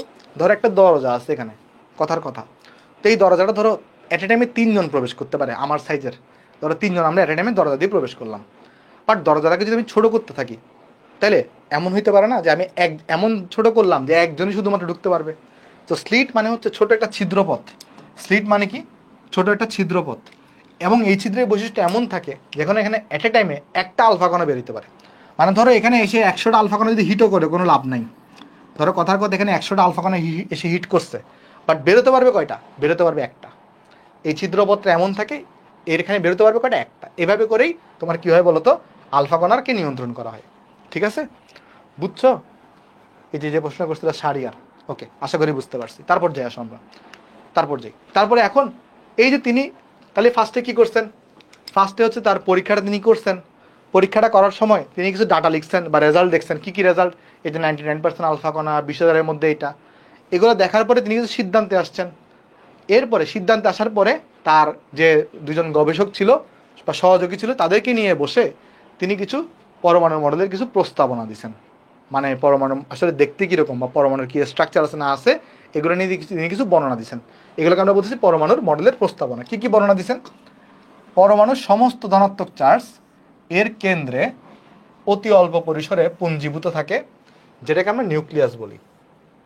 তারপর নিউক্লিয়াসের যে ব্যাস সেটা হয়ে থাকে tan−14 মিটার থেকে tan−15 মিটারের মতো, অনেক ছোট। নিউক্লিয়াসের ব্যাসটা কত? tan−, কোনো ক্ষেত্রে tan−14 হয়, কোনো ক্ষেত্রে tan−15 হয়। আমরা 15টাকে চিন্তা করতে পারি। আর পরমাণুর ব্যাস হয়ে থাকে কত? পরমাণুর ব্যাস হয়ে থাকে কিন্তু tan−10 থেকে tan−8 সেন্টিমিটারের মতো। কথাটা খেয়াল করো, নিউক্লিয়াসের ব্যাস কতটুকু? নিউক্লিয়াসের ব্যাস হয়ে থাকে tan−14 থেকে tan−15 মিটারের মতো। আমরা tan−15কে চিন্তা করবো, এটা কিন্তু মিটারে। আর পরমাণুর ব্যাস কত হয়ে থাকে? tan−10 মিটারের মতো। তাহলে তুমি কি আমাকে একটু বলতে পারবা যে সূর্যকে কেন্দ্র করে যেরকম গ্রহগুলো ঘুরতে থাকে, সেমভাবে সূর্য হিসেবে তুমি এখানে নিউক্লিয়াসকে চিন্তা করতে পারো। আর নিউক্লিয়াসকে কেন্দ্র করে কি করবে? গ্রহের মতো করে ইলেকট্রনগুলো ঘুরবে। ইলেকট্রনগুলো ওইভাবে করে ঘুরতেছে নিউক্লিয়াসকে কেন্দ্র করে। বাট অরবিট, কক্ষপথ এগুলো নিয়ে তিনি কোনো কথাই বলেন নাই। ইলেকট্রন শক্তি পাচ্ছে কোত্থেকে কোনো কথাই বলেন না। এগুলোকে বর্ণনা করছে কি বোর পরমাণু মডেলে বর্ণনা করা হয়েছে। ঠিক আছে, আচ্ছা, তাহলে এটা আমরা বুঝলাম। এটা একটু বোঝার চেষ্টা করি যে ঘূর্ণনরত ইলেকট্রনের উপর দুই ধরনের বল কাজ করে। ঘূর্ণনরত ইলেকট্রনের উপর কয় ধরনের বল কাজ করবে? দুই ধরনের বল, একটা হচ্ছে কেন্দ্রমুখী বল, একটা কেন্দ্র বিমুখী বল। এই দুইটা বলের মান সমান কিন্তু বিপরীতমুখী। চলো এটা একটু বোঝার আছে, তাহলে আমি তোমাকে একটু করে বুঝাই আসো। আমি তোমাকে তাহলে এই কেন্দ্রমুখী বল আর কেন্দ্র বিমুখী বল এটা জিনিসটা একটু তোমাকে বোঝানোর চেষ্টা করি। আসো, আমাকে তুমি একটা জিনিস বলো। ধরো তোমার কাছে এরকম একটা রাস্তা আছে, একটু সময় নিয়ে আমরা বুঝি। ধরো তোমার কাছে এরকম একটা রাস্তা আছে, ঠিক আছে? ধরো যাক তোমার কাছে এরকম একটা রাস্তা আছে। এই রাস্তাটা হচ্ছে এরকম, ধরো এটা তোমার রাস্তা। আচ্ছা, এখন তুমি কি করলা? তুমি ধরো এই জায়গার মধ্যে একটা ধরো তোমার খেলার বল আছে। ধরো এই বলটাকে তুমি এই দিক দিয়ে নিক্ষেপ করে দিলা, এই দিক দিয়ে তুমি ছেড়ে দিলা বলটাকে, বলটা দিকে যাচ্ছে। তোমার কি মনে হয় বলটা কি এই এ পথে যাবে নাকি বলটা বি পথে আসবে? বলো তো। একটা বল এভাবে করে যাচ্ছে, সোজা পথে যাচ্ছে, একটা বল সোজা পথে যাচ্ছে। তোমার কি মনে হয় বলটা কি এ পথে যাবে না বি পথে আসবে? যারা বি পথে যাবে, কেন বি পথে যাবে বলো তো? চিন্তা করে দেখো। মানে আমাকে পিছন থেকে একজন ধাক্কা দিছে, আমার একটা জড়তা আছে, তাহলে আমি তো এ পথে চলতে থাকবো, তাই না? আমার তো বি পথে যাওয়ার কোনো লজিক নাই। দেখো বুঝতে পারতেছো কিনা? মানে আমি ধরে এই পথে যাচ্ছিলাম, আমি এই পথে চলতেছি, এই পথে আমি চলতেছি, আমাকে ঠেলা দিয়ে দিছে এই পথে, তার তো আমি এই পথেই চলতে থাকবো, তাই না? আমি কেন বি পথে যাব? বুঝছো? আমি কিন্তু কোন পথে চলতে থাকবো? এ পথেই চলতে থাকবো। তাহলে তুমি আমাকে একটা জিনিস বলো, যদি আমি এই কণাটাকে বা এই বলটাকে বি পথে আনতে চাই, এই যে বি পথে আনতে চাই, তাইলে এই বলটাকে আমার এদিকে কেন্দ্রের দিকে একটা টান দিতে হবে না? যদি আমি এটাকে টান দিই তাহলে এনে এটা বি পথে আসবে। কথাটা বুঝো। যদি একটা বলকে আমি যদি বি পথে আনতে চাই, তাহলে এটাকে কেন্দ্রের দিকে একটা কিন্তু টান দিতে হবে। কথাটা বুঝতেছো কিনা? যদি আমি টান না দিই তাহলে আমি তো এ পথে যাচ্ছিলাম, আমি তো এ পথেই চলতে থাকবো, কারণ আমাকে দেখো টান দেয়া নাই। আমি এ পথে চলতেছিলাম, এ পথে চলতে থাকবো। বাট আমাকে যখনই টান দিবে একটা দিকে কেউ, তখন আমি কি করবো? আমার ডিরেকশনটা পরিবর্তন করে আমি এভাবে কিন্তু এইভাবে চলে আসবো। বুঝতে পারছো কিনা দেখো? ক্লিয়ার? তার মানে তুমি যদি কোনো একটা বস্তুকে বৃত্তাকার পথে রোটেশন করাইতে চাও, তোমাকে অবশ্যই এটাকে কেন্দ্রের দিকে টান দিতে হবে, না হলে তো সেটা স্পর্শক বরাবর এইভাবে চলে যাবে। স্পর্শক দেখো, এই কেন্দ্রমুখী বলটা কন্টিনিউয়াসভাবে দিতে হবে, কন্টিনিউয়াসভাবে কেন দিতে হবে আমি তোমাকে বুঝাই বলি। ধরো এখানে এইভাবে যাচ্ছিল, তুমি এটাকে এদিকে টান দিছো, ফলে এটা এইভাবে আসে ঘুরে স্টার্ট করছে এদিকে, এটা কিন্তু এদিকে চলে যাইতো। বাট তুমি যদি একে বৃত্তাকার পথে ঘুরাইতে চাও, তোমাকে আবার এটাকে কেন্দ্রমুখী বল দিতে হবে, আবার কেন্দ্রমুখী বল দিতে হবে। এখানে যখন আসবে তাহলে সে এদিকে চলে যাবে, এদিকে নেওয়া যাবে না, এদিকে কেন্দ্রমুখী বল দিতে হবে। অর্থাৎ তুমি চিন্তা করে দেখো, আমি তোমাকে বুঝাই বলি। ধরো একটা বৃত্তাকার পথ আছে আমার কাছে, এখানে একটা বৃত্তাকার পথ আছে। তাহলে এই বৃত্তাকার পথে ধরো তুমি একটা বস্তুকে এখানে নিছো, যে কোনো একটা বস্তু, যে কোনো একটা কণা, এর কিন্তু রৈখিক বেগ থাকে তার স্পর্শক বরাবর, সেই পথে চলে যেতে চায়। বাট তাকে যদি আমি বৃত্তাকার পথে ঘুরাইতে চাই, তাহলে আমাকে যেটা করতে হবে, এটাকে কেন্দ্রের দিকে কি দিতে হবে, একটা কেন্দ্রমুখী বল দিতে হবে। কেন্দ্রের দিকে একটা বল দিতে হবে, যেটাকে আমরা কেন্দ্রমুখী বল বলতেছি। কি করতে হবে, একটা কেন্দ্রের দিকে একটা বল দিতে হবে।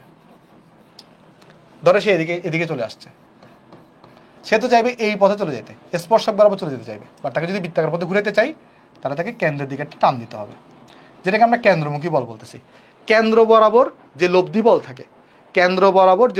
থাকে, তাকে আমরা বলি কেন্দ্রমুখী বল। ক্লিয়ার? বুঝতে পারছো? ক্লিয়ার? কেন্দ্র বরাবর যে লব্ধি বল থাকে তাই হচ্ছে কেন্দ্রমুখী বল। তাহলে আমরা কেন্দ্রমুখী বলের ডেফিনেশন কি দিব? কেন্দ্র বরাবর তোমার যে লব্ধি বল থাকবে, এটাই হচ্ছে তোমার কেন্দ্রমুখী বল হবে। হোপফুলি তোমরা বুঝতে পারছো, কেন্দ্র বরাবর যে লব্ধি বল তাই হচ্ছে তোমার কেন্দ্রমুখী বল। ক্লিয়ার ভাই এই জিনিসটা? আশা করি ক্লিয়ার। কেন্দ্রমুখী বল নিয়ে আর কোনো ঝামেলা আছে নাই? তাহলে কেন্দ্র বরাবর যে লব্ধি বল মানে রেজাল্টেন্ট ফোর্স, সেটাকে আমরা বলতেছি। আচ্ছা, লব্ধি বল কি জিনিস আমি তোমাকে বলি। লব্ধি বল হচ্ছে এরকম, লব্ধি বল হইতেছে, ধরো এই যে এখানে একটা বস্তু আছে, এখন এই বস্তুটাকে একজনের দিকে, এই ধরো এক অক্ষের দিকে ধরো এটাকে F1 বলে টানতেছে, ধরো আরেকজন এটাকে F2 বলে টানতেছে। তাহলে এটা যাবে কোন দিকে বলো তো? এটা মাঝ বরাবর কোনটার দিকে যাবে না? খেয়াল করে দেখো, F1 বলে একজন এটাকে এদিকে টানতেছে, F2 বলে একজন উপরের দিকে টানতেছে, তাহলে এটা যাবে কোন দিক দিয়ে? মাঝ বরাবর চলে যাবে না? মাঝ বরাবর যেই বলে যাবে এটাকে আমরা লব্ধি বল বা FR বলতে পারি। আর রেজাল্ট এটাকে আরও বলা হয়, এটাকে আমরা আরও চাইলে বলতে পারি। তাহলে লব্ধি বল জিনিসটা কি? যে একাধিক বল একটা বস্তুর উপর কাজ করার ফলে যে লব্ধিটা তৈরি হয়, বা লব্ধি যেদিকে থাকে সেদিকে যে বলটা থাকে তাকে আমরা লব্ধি বল বলতেছি। ক্লিয়ার? এটা তোমরা ফিজিক্সে ভেক্টর যখন বলবে তখন আরও ক্লিয়ার হয়ে যাবে তোমাদের। ঠিক আছে? আচ্ছা, বলটা স্ট্রেট লাইনে যেতে যাচ্ছে কেন? ধরো তুমি এখান থেকে আগে থেকে একটা পুশ দিছো, এই কারণে স্ট্রেট লাইনে যেতে যাচ্ছে। বাট তুমি যদি বৃত্তাকার পথে ঘুরাইতে চাও, তাহলে যে কোনো বস্তুকেই বৃত্তাকার পথে ঘোরানোর জন্য তাকে অবশ্যই কেন্দ্রমুখী বলের যোগান দিতে হবে, বা কেন্দ্রমুখী বল সাপ্লাই করতে হবে। ঠিক আছে? আচ্ছা, তুমি কি বলতে পারবা, যদি এই কেন্দ্রে এখানে কে থাকে? নিউক্লিয়াস থাকে না আমাদের? এই যে দেখো, আমাদের এখানে যে কেন্দ্রটা আছে, কেন্দ্র এখানে কে থাকে? নিউক্লিয়াস থাকে। এটা তো ইলেকট্রন, কথার কথা এটা হচ্ছে ইলেকট্রন। এখন খেয়াল করে দেখো তো, ধরে এটা একটা ইলেকট্রন তার বারবার জায়গা চেঞ্জ হচ্ছে, মানে এখানে কিন্তু ইলেকট্রন দুইটা না, এখানে ইলেকট্রন কিন্তু একটাই। একবার এই জায়গায় ছিল, রোটেশন করে সেই জায়গায় আসছে, ইলেকট্রন এখানে একটাই। আচ্ছা, যদি একটা ইলেকট্রন থাকে তাহলে প্রোটন কটা থাকবে বলতে পারবা? যদি একটা ইলেকট্রন থাকে, আর বেশিক্ষণ নেই আমাদের ক্লাস, হয়তো 10 মিনিটের মতো হবে, কেমন? একটু ধৈর্য ধরে শেষ করে দেওয়ার পরে। যদি একটা ইলেকট্রন থাকে তাহলে প্রোটন কটা থাকবে? প্রোটন থাকবে নিশ্চয়ই এখানে একটা। তাহলে এখানে প্রোটন কটা থাকবে? প্রোটন থাকবে একটা। তাহলে এই জায়গাতে প্রোটন থাকবে একটা, প্রোটন আছে একটা। তাহলে তুমি খেয়াল করে দেখো, প্রোটনের চার্জ হচ্ছে পজিটিভ, ইলেকট্রনের চার্জ হচ্ছে নেগেটিভ। তাহলে এই পজিটিভ আর নেগেটিভ চার্জের মধ্যে যে বলটা কাজ করে, কি আকর্ষণ বল কাজ করবে না বিকর্ষণ বল কাজ করবে বলতে পারবা? পজিটিভ আর নেগেটিভের মধ্যে যে বলটা কাজ করবে সেটা কি? আকর্ষণ বল। আর সেই বলটাকে তুমি কি বলো? কুলম্ব বল বলো না? বলো তো একটু করে। একটা পজিটিভ, দুইটা চার্জের মধ্যে যে বল থাকে তাকে তুমি কুলম্ব বল বলো না? কুলম্ব বল কি তোমরা পড়ছো? কুলম্ব বল 9 টেনে কি তোমরা পড়ছিলা কুলম্ব বল? যে একটা পজিটিভ আর একটা নেগেটিভ চার্জের মধ্যে যে বলটা কাজ করবে তাকে আমরা কুলম্ব বল বলি। এই যে কুলম্ব ফোর্স, এই দুটার মধ্যে যে বলটা কাজ করবে তাকে আমরা কি বলবো? কুলম্ব বল। এই এফ কুলম্ব বল বলবো। আর এই কুলম্ব বলের মান কত হয়ে থাকে জানো? এই কুলম্ব বলের মান কত হয়ে থাকে? এফ কুলম্ব বলের মান কত হয়ে থাকে? পড়ছো এগুলো? তোমরা এগুলো সব পড়ছো। কুলম্ব বলের মান হয়ে থাকে এই যে 1/10⁻⁴ 4πε0 ইন্টু চার্জ দুইটার গুণফল এই যে Q1 গুণন Q2 ডিভাইডেড বাই তাদের দূরত্বের স্কোয়ার। এটা পড়ছো না তোমরা? এই জিনিসটা ফিজিক্সে পড়ছো না, কুলম্ব বলের মানটা? হ্যাঁ, এই জিনিসটা তোমরা ফিজিক্সে পড়ছো, এটা হচ্ছে কুলম্ব বলের মান। আর এই ক্ষেত্রে যেটা হচ্ছে, এই যে যখন একটি ইলেকট্রন একটা বৃত্তাকার পথে ঘুরতেছে, তখন এটাকে এই কুলম্ব বলটাই কেন্দ্রমুখী বলে যোগান দিচ্ছে। এই কুলম্ব বলটা কি হিসেবে কাজ করতেছে? কেন্দ্রমুখী বল হিসেবে কাজ করতেছে। এই কুলম্ব বলটা কি হিসেবে কাজ করতেছে বলো তো? কেন্দ্রমুখী বল হিসেবে কাজ করতেছে। বুঝছো জিনিসগুলো না বুঝো নাই? ওকে, ভেরি গুড। এবার তাহলে তোমাকে একটা জিনিস আমি বুঝাই দিই, দেখো। এটা তোমরা ফিজিক্সে পড়বা, কেমন? এটা তোমরা ফিজিক্সে পড়বা, বাট তারপরে আমি তোমাকে একটু করে দেখাই দিই, যেহেতু আমাদের এখানে লাগবে এই চ্যাপ্টারে। ফিজিক্সে এই জিনিসটা তোমাদেরকে পড়ানো হবে। ফিজিক্স বিশেষ করে চ্যাপ্টার 4-এ, চ্যাপ্টার 3-তেও পড়ায়, আর চ্যাপ্টার 4-এ তুমি এটা শিওরলি পড়বা। সেটা কি? সেটা হচ্ছে, ধরো এটা আমাদের এখানে লাগবে, এই জন্য একটু পড়াই দিচ্ছি, কেমন? ধরো এটা তোমার একটা বৃত্তাকার পথ। ধরো এই বৃত্তাকার পথে এটা হচ্ছে আমার কেন্দ্র, আর এখানে ধরো আমার একটা বস্তু আছে। এই বস্তুটার রৈখিক বেগ হচ্ছে স্পর্শক বরাবর। তাহলে এটার যে রৈখিক বেগ, সেটা সবসময় রৈখিক বেগ কোন বরাবর থাকবে? স্পর্শক বরাবর থাকবে। রৈখিক বেগ কেন স্পর্শক বরাবর থাকে সেটাও তোমাদেরকে ফিজিক্সে পড়ানো হবে, এটা কেমিস্ট্রির পড়া না। বাট জেনে রাখো, ধরো একটা বস্তু যদি বৃত্তাকার পথে ঘুরে, তার যে রৈখিক বেগ, এই রৈখিক বেগটা যদি ভি হয়, সেটা কোন বরাবর থাকবে? স্পর্শক বরাবর থাকবে। আর এই কণাটার ভর ধরো হচ্ছে এম, আর এই কণাটা থেকে নিউক্লিয়াসের যে দূরত্ব, সেটাকে যদি আমি আর বলে থাকি, তাহলে কথাটা খেয়াল করে দেখো, এই এম কি জিনিস? এম হচ্ছে ঘূর্ণায়মান ইলেকট্রনের ভর। কারণ আমরা যদি ইলেকট্রন নিয়ে আলোচনা করব, ঘূর্ণায়মান ইলেকট্রনের ভর। তুমি কি বলতে পারবা ইলেকট্রনের ভর কত হয়? সেটা হয়ে থাকে 9.1 ইন্টু 10⁻31 কেজি হয়ে থাকে। ঠিক আছে, 9.1 ইন্টু 10⁻31 কেজি হয়ে থাকে। আচ্ছা, ওকে, দেখো, আর কি জিনিস? আর হচ্ছে ইলেকট্রন হতে বা বৃত্তাকার পথের ব্যাসার্ধ। বৃত্তাকার পথের ব্যাসার্ধ। আর ভি কি জিনিস? ভি হচ্ছে ইলেকট্রনের স্পর্শক বরাবর রৈখিক বেগ। স্পর্শক বরাবর রৈখিক বেগ। এটা ফিজিক্সে তোমাদেরকে পড়ানো হবে। কি পড়ানো হবে? যদি একটা বস্তুর ভর এম হয়, তার যদি স্পর্শক বরাবর বেগ ভি হয়, আর যদি ব্যাসার্ধ যদি আর হয়ে থাকে, সেই ক্ষেত্রে কেন্দ্রমুখী বলের মান, বল, এটার মান হয়ে থাকে mv² ডিভাইডেড বাই আর হয়ে থাকে। তাহলে এই সূত্রটার প্রমাণ আমরা কিন্তু এখানে শিখবো না, কথাটা বুঝিও। আমরা এই সূত্রের প্রমাণ আমরা এই কেমিস্ট্রিতে শিখবো না, আমরা ফিজিক্সে দেখব। বাট এটা হচ্ছে কেন্দ্রমুখী বলের সূত্র। বোঝা গেছে জিনিসটা? আমরা তাহলে কেমিস্ট্রিতে ডাইরেক্ট সূত্রটা অ্যাপ্লাই করবো, বুঝছো? আমরা কেমিস্ট্রিতে ডাইরেক্ট সূত্রটা অ্যাপ্লাই করবো, এটার প্রমাণ আমরা এখানে শিখবো না। কেন্দ্রমুখী বলের মান কত হয়ে থাকে? mv² বাই আর হয়ে থাকে। আর একটু আগে আমাকে একটু করে বলো তো, যখন এই ইলেকট্রনটা যখন নিউক্লিয়াসকে কেন্দ্র করে ঘুরতেছে, তখন কেন্দ্রমুখী বলের যোগান দিচ্ছে কোন বল? বা কেন্দ্রমুখী বল আসলে অ্যাকচুয়ালি এখানে কোনটা হিসাবে কাজ করতেছে বলতে পারবা? যখন একটি ইলেকট্রন যখন এই বৃত্তাকার পথে ঘুরতেছে, তখন এই ঘোরার জন্য তো কেন্দ্রমুখী বল লাগবে। এই কেন্দ্রমুখী বলের যোগান দিচ্ছে কে? এই কুলম্ব বল। তাহলে এখানে কেন্দ্রমুখী বলের যোগান দিচ্ছে কে? কুলম্ব বল। তাহলে এই যে কেন্দ্রমুখী বলের মানটা, এটা তো ফিজিক্সে দেখছো। তাহলে যদি এখানে নিউক্লিয়াস থাকে, আর যদি এটা ইলেকট্রন হয়ে থাকে, তাহলে অ্যাকচুয়ালি এই কেমিস্ট্রিতে কি ইউজ করব? এই কেন্দ্রমুখী বল যেটা আছে mv² বাই আর, এটা ইকুয়াল টু কত হবে? এটা ইকুয়াল টু হবে 1/4πε0 ইন্টু এই দুটো চার্জের গুণফল Q1 Q2 ডিভাইডেড বাই দূরত্বের স্কোয়ার। এটা আমরা ফিজিক্সে থেকে সূত্র আসছে mv² বাই আর, বাট আমরা কেমিস্ট্রিতে ডাইরেক্ট আমরা এটা ইউজ করব, বুঝছো? আমরা কেমিস্ট্রিতে ডাইরেক্ট আমরা এটা ইউজ করব। যে আমি তোমাকে বুঝাই বলি, ফিজিক্স থেকে তুমি পাবা কি? কেন্দ্রমুখী বলের মান হবে mv² বাই আর। এটা তুমি ফিজিক্স থেকে পাবা, ফিজিক্সে তোমাকে পড়াবে। বাট আমাদের এখানে প্রমাণ করার সুযোগ নেই, যেহেতু কেমিস্ট্রিতে আমরা আছি। আর আমাদের এই কেমিস্ট্রিতে কেন্দ্রমুখী বলের মান কত হচ্ছে? যে কুলম্ব বলের সমান। এই দেখো, কুলম্ব বলের সমান। তাহলে এই দুটোই তো কেন্দ্রমুখী বল, তাহলে দুটোকে আমি ইকুয়াল ধরবো। তাহলে এটাও কেন্দ্রমুখী বল, এটাও কেন্দ্রমুখী বল। তাহলে এই সূত্রকে আমরা ইউজ করে অনেকগুলো সূত্র বানানো যাবে, এই সূত্রকে ইউজ করে অনেকগুলো সূত্র বানানো যাবে। এতটুকু কি বুঝতে পারছো তোমরা? হ্যাঁ, তোমরা ওই যে 1/4πε জায়গায় কি ধরতা, 9 × 10⁹ ধরতা। তোমরা 1/4πε জায়গায় 9 × 10⁹ ধরতা। এটা আমরা দেখাই দিব, সমস্যা নেই। এই যে তোমরা এখানে যেটা আছে, এটা যেটা আছে, এটার জায়গায় তোমরা কি ধরতা, এটার জায়গায় এটা কে ধরে নিতা, বা 9 × 10⁹ ধরে নিতা। ওকে, এই জিনিসটা তোমরা ধরতা। ঠিক আছে, এতটুকু কি বোঝা গেছে? এতটুকু? তাহলে আমরা কিন্তু দেখো এখানে আমরা তোমার বেসিক্যালি এগুলো একটু তোমরা পড়বা, এগুলো পড়ার পর আমরা এখানে সূত্রগুলো তোমাকে দেখাইলাম, কেমন? আচ্ছা, এতটুকু কি বুঝতে পারছো তোমরা সবাই? আজকে আমাদের ক্লাস এতটুকুই থাকবে, আমরা আজকের বেশি আগাবো না। আমরা আমরা আমরা আজকের বেশি আগাবো না।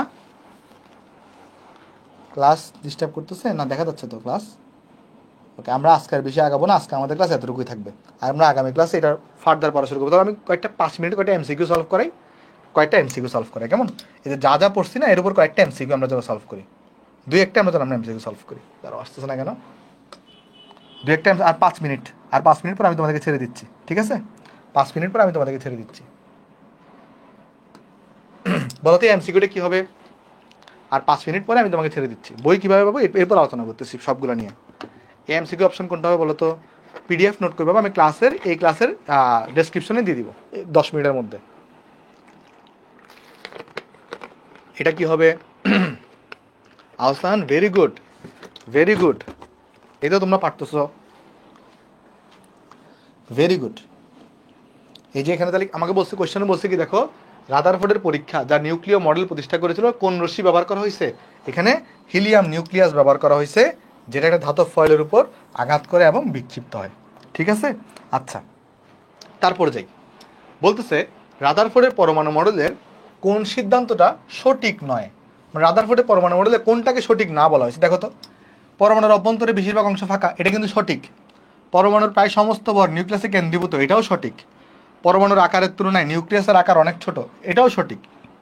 ইলেকট্রন নির্দিষ্ট কক্ষপথে নিউক্লিয়াসের চারদিকে ঘুরে। ভাই, এটা কি রাদারফোর্ড বলছে? কথাটা বলো তো। এই যে 4 নম্বর অপশনটা, এটা কি রাদারফোর্ড বলছে? বলে নাই। রাদারফোর্ড কি বলছে? ইলেকট্রনগুলো ওই যে গ্রহের মতো করে ঘুরতেছে। রাদারফোর্ড তো এইগুলো নিয়ে কিছু বলে নাই, তাই না? ওকে, তারপরে যাই।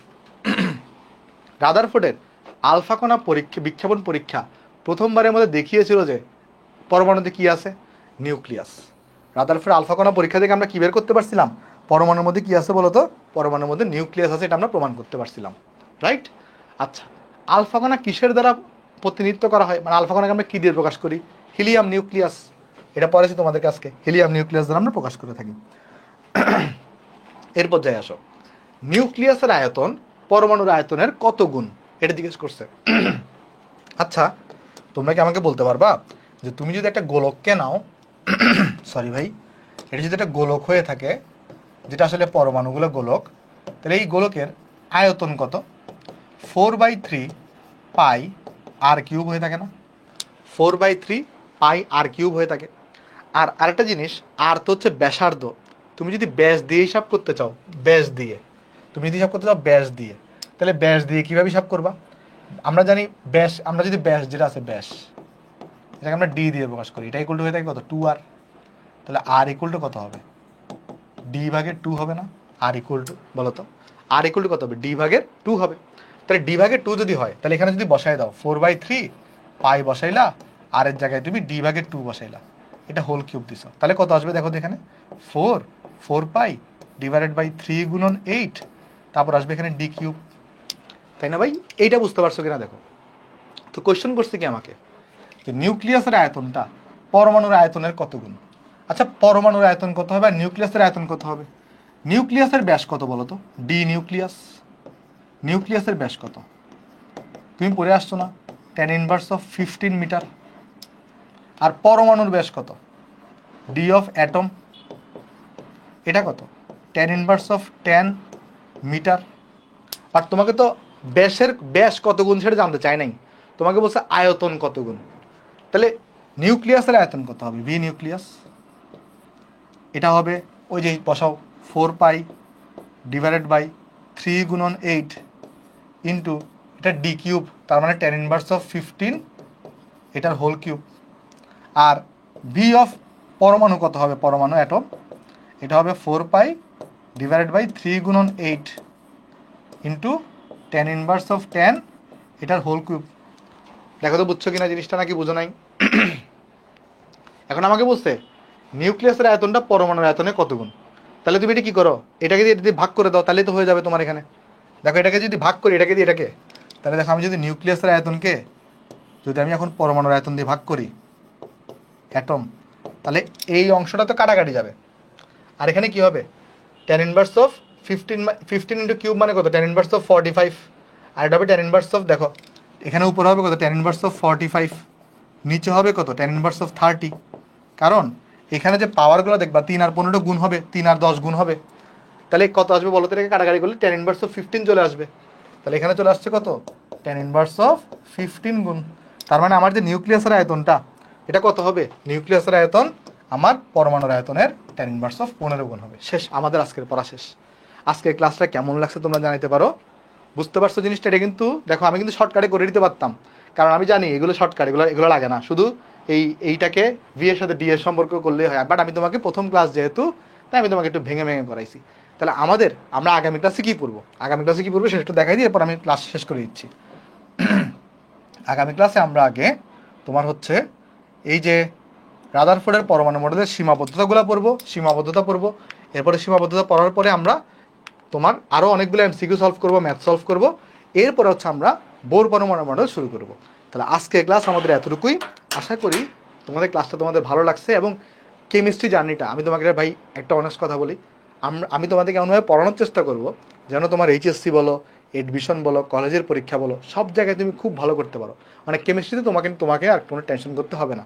জাস্ট তোমার কাজ কী হবে, রেগুলার লাইভ ক্লাসটা করা। লাইভ ক্লাস করার পরে তুমি নোটগুলো একটু ভালো মতো পড়বা, নোট পড়বা, ক্লাস করবা, ম্যাথ প্র্যাকটিস করবা। আমাদের কোত্থেকে ম্যাথ প্র্যাকটিস করতে পারো, প্র্যাকটিস শিট থেকেও করতে পারো, চাইলে তুমি আমাদের যে সাইকেল ভিত্তিক বই আছে সেখান থেকেও তুমি কিন্তু করতে পারো। কেমন, সাইকেল ভিত্তিক বইগুলা তোমরা অনেকেই বেশিরভাগই কিন্তু কী করছো, ওই যে তোমরা সাইকেল কেনার সময় নিয়ে ফেলছো আশা করি। বাট যদি সাইকেল কেনার সময় যদি কেউ না নাও, সেই ক্ষেত্রে তুমি রম্বস পাবলিকেশনের যে ওয়েবসাইট আছে আমাদের, সেখান থেকে তুমি নিতে পারো। আমি তোমাকে দেখাই দিই একটু করে। আমরা যে রম্বস পাবলিকেশন, মানে কেউ যদি না নিয়ে থাকো আর কি, কেমন, কেউ যদি বইটা না নিয়ে থাকো, তাহলে আমাদের রম্বস পাবলিকেশনের যে ওয়েবসাইট আছে সেখান থেকে তুমি নিতে পারো বইটা। রম্বস পাবলিকেশনে যাবা, ঠিক আছে, এখানে গিয়ে তুমি তোমার বই অর্ডার করতে পারো। বাট একটা প্রবলেম হচ্ছে, তুমি যখন কোর্স কেনার সময় তুমি যদি বইটা কিনে ফেলো, তাহলে তোমার বইয়ের প্রাইস কিন্তু 350 টাকা পড়ে এবং ওইটার মধ্যে ডেলিভারি চার্জ ইনক্লুডেড থাকে। বাট তুমি যদি আলাদা করে বই অর্ডার দিতে যাও, তাহলে তোমার 40 টাকা হচ্ছে এক্সট্রা ডেলিভারি ফি দিতে হবে। বাট তুমি যদি 3টা বই একসাথে অর্ডার দাও, কোথায়, মানে সাইকেলে কেনার বাইরে, মানে আমি তোমাকে জিনিসটা বুঝাই বলি, ধরো তুমি যদি সাইকেল কেনার সময় তুমি যদি কী করো, ওই যে বই নিয়ে ফেলো, তাহলে তোমার প্রাইস 350 টাকা, তোমার আর ডেলিভারি ফি দিতে হবে না, ওইটা আমাদের থেকে ইনক্লুডেড। বাট তুমি যদি সাইকেলে না কিনে যদি আলাদা কিনতে যাও, তখন তোমাকে একটা কিনতে গেলে ডেলিভারি ফি দিতে হবে। বাট তুমি যদি 3টা বই কিনো একসাথে তখন আলাদা করে, তখন তোমাকে ডেলিভারি ফি দিতে হবে না। আর বই আশা করি এই উইকেই তোমরা পেয়ে যাবা, বই ডিস্ট্রিবিউশন স্টার্ট হয়েছে, আশা করি তোমরা এই উইকেই পেয়ে যাবা। তাহলে কারো কোনো কোশ্চেন থাকলে আমাকে বলতে পারো, নাহলে আজকে ক্লাস শেষ করে দিব। দেখা হবে পরশুদিন, কেমন, পরশুদিন দেখা হবে। প্র্যাকটিস শিটটা আমি এই উইকে রেডি করে দিব তোমাদেরকে, প্র্যাকটিস শিটটা। ওয়াই ডিডন্ট আন্ডারস্ট্যান্ড কি, হ্যাঁ, স্লাইড পিডিএফ 10 মিনিটের মধ্যে তোমাদেরকে দিব স্লাইড পিডিএফটা, কেমন। আচ্ছা, হোপফুলি সবাই আজকে ক্লাসটা এনজয় করছো। আজকে ক্লাস কেমন লাগছে তুমি কমেন্টে জানিও। তাহলে যাই, দেখা হবে পরশুদিন। সবাই ভালো থাকবা। আসসালামু আলাইকুম।